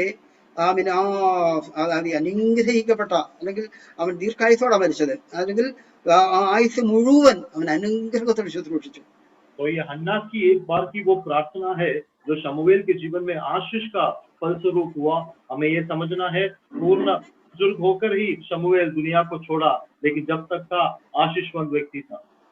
അത് അവൻ മുഖാന്തരം ഇസ്രായേലില് എത്രമാത്രം ആത്മീയ ഉണർവുണ്ടായി. और शमूएल की वजह से हम देखते हैं इस्राएल में कितना आत्मिक अनुभव बेदारी हुआ।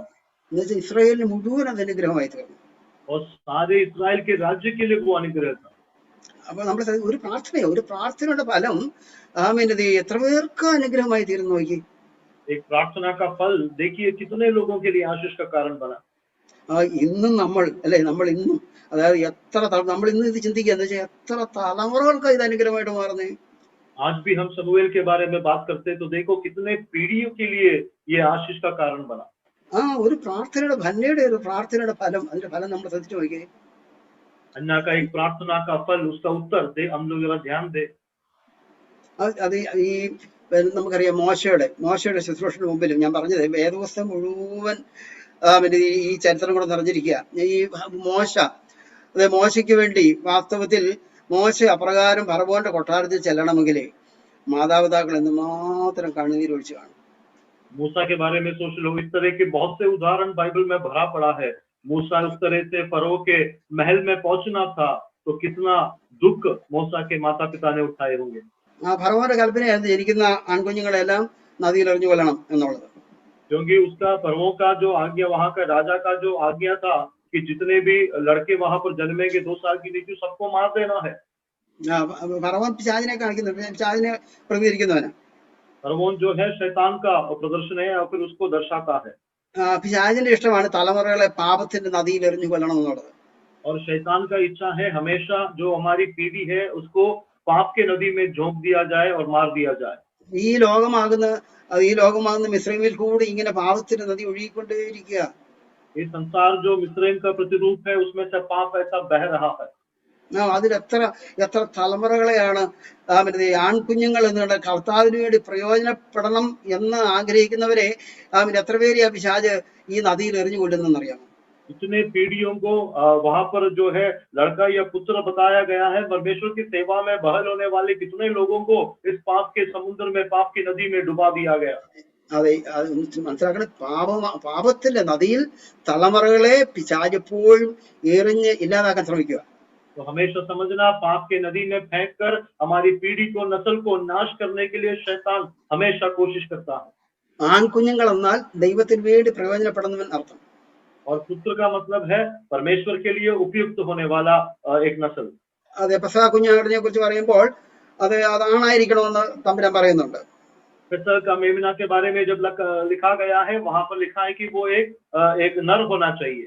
അത് ജയിക്കുന്നവനെന്ന് അർത്ഥം, അർത്ഥമുണ്ട്. और उसका मतलब है जय पाने वाला। അപ്പോൾ ചുരുക്കത്തില് അതേ അന്ധകാര ശക്തിയുടെ അതേ ലക്ഷ്യം നമ്മളവിടെ കാണുന്നത്. तो संक्षेप में अंधकार की ताकतों का एक मकसद वहां पर हम देखते हैं। അങ്ങനെ മോശയും എറിയപ്പെടേണ്ടതാണ്. എന്നാൽ പെട്ടകത്തെ ദൈവം കൊടുത്തു, രാശിയും കൊടുത്തു, പെട്ടകത്തിലാക്കി ഈ മാതാപിതാക്കൾ അവന് വേണ്ടി പ്രാർത്ഥിച്ചുകൊണ്ടേയിരുന്നു. इस तरह से मूसा भी उस नाइल की नदी में फेंका जाना था, लेकिन वहां पर हम देखते हैं परमेश्वर ने उनको एक योजना दिया। उन्होंने एक टोकरे में उसको वहां पर नदी पे रखा। അങ്ങനെ പ്രാർത്ഥിച്ചതിന്റെ ഫലമായി പെട്ടകത്തിന്റെ ആശയം കിട്ടിയതും ഒടുവിൽ രാജകുമാരി അവിടേക്ക് വന്നത്. और ऐसे प्रार्थना के फलस्वरूप उसे टोकरी में डाला गया और वहां पर हम देखते हैं फरो की बेटी जो है वो वहां पहुंचती है। അതുകൊണ്ട് നമുക്കറിയാമല്ലോ, അതുകൊണ്ട് മോശ കൊട്ടാരത്തിൽ വളർന്നു. और इसीलिए मूसा महल में बड़ा परवरिश हुआ। അവന്റെ അമ്മയെ കൊണ്ട് തന്നെ കുഞ്ഞിന് പാല് കുടിപ്പിച്ചു. और उसकी माँ से ही वहां पर हम देखते हैं उसको दूध पिलाया। അതെ, കൊട്ടാരത്തിൽ നിന്ന് ശമ്പളം വരുമായിരുന്നു മോശയ്ക്ക് പാല് കൊടുക്കുന്നതിന്. और मूसा का परवरिश करने के लिए और दूध देने के लिए महल से पैसा दिया करते थे। ഞാൻ ഓർക്കും കർത്താവ്, ഈ ദൈവമക്കള് നമുക്ക് ഈ ദശാംശം കൊണ്ട് തരുമ്പോൾ ഓർക്കും, ദൈവം പണ്ട് കൊട്ടാരത്തിൽ നിന്ന് മോശയ്ക്ക് പാല് കൊടുത്തതിന് ശമ്പളം കൊടുത്ത കാര്യം ഞാൻ ഓർത്തു. तो ऐसे समय में जब मसीह लोग कलीसिया में दशांश वगैरह लाते हैं, मैं उस समय में याद करता हूँ मूसा को दूध पिलाने के लिए जिस तरह से राजा के महल से मूसा की माँ को तनख्वाह दिया जाता था। ദൈവത്തിന്റെ പ്രവൃത്തി എത്രയോ അത്ഭുതമാണെന്ന് നോക്കണേ. परमेश्वर का कार्य देखो कितना अद्भुत है। ഈ മോശയാണ് പിന്നെ ഇസ്രായേൽ മക്കളെ ലക്ഷക്കണക്കിന് ഇസ്രായേൽ മക്കളെ മരുഭൂമിക്ക് കൂടി കനാൻ ദേശത്തേക്ക് കൊണ്ടുവന്നാണ് നമ്മൾ കാണുന്നത്. और यही मूसा है, हम देखते हैं लाखों की तादाद में इस्राएल के संतानों को मिस्र से निकास कर अपने राज्य में ले जाता है। മോശയ്ക്ക് പിന്നെ മിസ്രൈമിലെ സുഖങ്ങൾ കൊട്ടാരത്തിലെ സുഖഭോഗങ്ങളൊന്നും അല്ലായിരുന്നു കാര്യം. അവന്റെ ഹൃദയത്തിൽ ആത്മാക്കളുടെ ലക്ഷ്യം എന്നുള്ള കാര്യമാണ് അവരുടെ ഹൃദയത്തിലുണ്ടായിരുന്നത്. मूसा के हृदय में फरो के घर में या उस महल में रहना, वहां की सुख सुविधा अनुभव करना उसका इच्छा तात्पर्य नहीं था। किसी तरह से अपने भाइयों को छुड़ाना उसका इच्छा था। മോശയ്ക്ക് വേണ്ടി പ്രാർത്ഥിച്ചപ്പോൾ ഈ ആത്മഭാരമുള്ള തലമുറയെ ദൈവം അവർക്ക് കൊടുത്തെന്നർത്ഥം. मूसा के लिए जब प्रार्थना किया तो आत्मा का बोझ रखने वाला एक नस्ल उसको दिया, ये उसका मतलब। ഈ ആത്മഭാരമുള്ള തലമുറയെ കൊണ്ട് ദൈവം തന്റെ ജനത്തെ ലക്ഷക്കണക്കിന് ആത്മാക്കളെ എവിടെ കൊണ്ടെത്തിക്കുന്നു? മരുഭൂമിയിലേക്ക് കൂടി നടത്തുന്നു. और इस आत्मा का बोझ रखने वाले व्यक्ति के द्वारा परमेश्वर क्या करता है? लाखों की तादाद में इस्राएल के लोगों को वहां रेगिस्तान में जंगल की ओर अगुवाई कराता है। അതാ ഞാൻ പറഞ്ഞത്, പ്രാർത്ഥനയുടെ ഫലം തലമുറകൾക്ക് എത്രമാത്രം പ്രയോജനപ്പെടുന്നു എന്നതിന്റെ ആഴമാണ് നമ്മളിവിടെ കാണുന്നത്. इसलिए मैंने कहा प्रार्थना की जो अहमियत है, अनिवार्यता है, वो हमारी नस्ल के लिए, अगली पीढ़ी के लिए कितना उपयुक्त और लाभदायक है। അതുപോലെ ഞാൻ ഇവിടെ നിർത്തുക. അത് യാക്കോബിന്റെ കാര്യം, യോസെഫിന്റെ കാര്യം അത് തന്നെയാ. യോസെഫ് സഹോദരന്മാരാൽ അതേ നിന്ദിക്കപ്പെട്ടത് നമുക്കറിയാം. നിന്ദിക്കപ്പെട്ടാണ് അതേ സ്വപ്നക്കാരൻ വരുന്നെന്ന് പറഞ്ഞ് വിദ്വേഷത്തോടെ അവനെ പൊട്ടക്കണത്തിൽ ഇട്ടതായിട്ട് നമ്മൾ കാണുന്നുണ്ട്. उसी तरह यूसुफ के बारे में भी हम जानते हैं, उसके भाई लोग जो है उससे जलते थे और ईर्ष्या रखते थे और वो कहते थे कि स्वप्न देखने वाला देखो आ गया, और इस तरह से बिना पानी के कुएं में उसे डाल दिया। മിസ്രൈമിൽ ചെന്ന് പാവത്തെ ജയിച്ചിട്ടും അവന് കിട്ടിയത് പരിഹാസവും അതേ നിന്ദയും അടിയൊക്കെയാണ്. मिस्र में जाके पाप के ऊपर जय पाने के बावजूद भी उसको निंदा और उसको बंदीगृह मिला। 10-13 വർഷം പിന്നെ ജയിലിൽ കടന്നു. 10-13 साल तक वहां पर फिर हम देखते हैं वो जेल में, बंदीगृह में पड़ा रहा। കർത്താവ് അനുവദിച്ച ക്രൂശായിരുന്നു. परमेश्वर ने अनुमति दिया हुआ सलीब था। അതുകൊണ്ട് ബ്രൂവർക്കോ അവിടെ പറയുന്ന കാരാഗ്രഹത്തിൽ കിടക്കുമ്പോൾ കർത്താവ് ദൈവം അവനോട് കൂടെ ഇരുന്നു എന്നുള്ളത് നമ്മൾ കാണുന്നത്.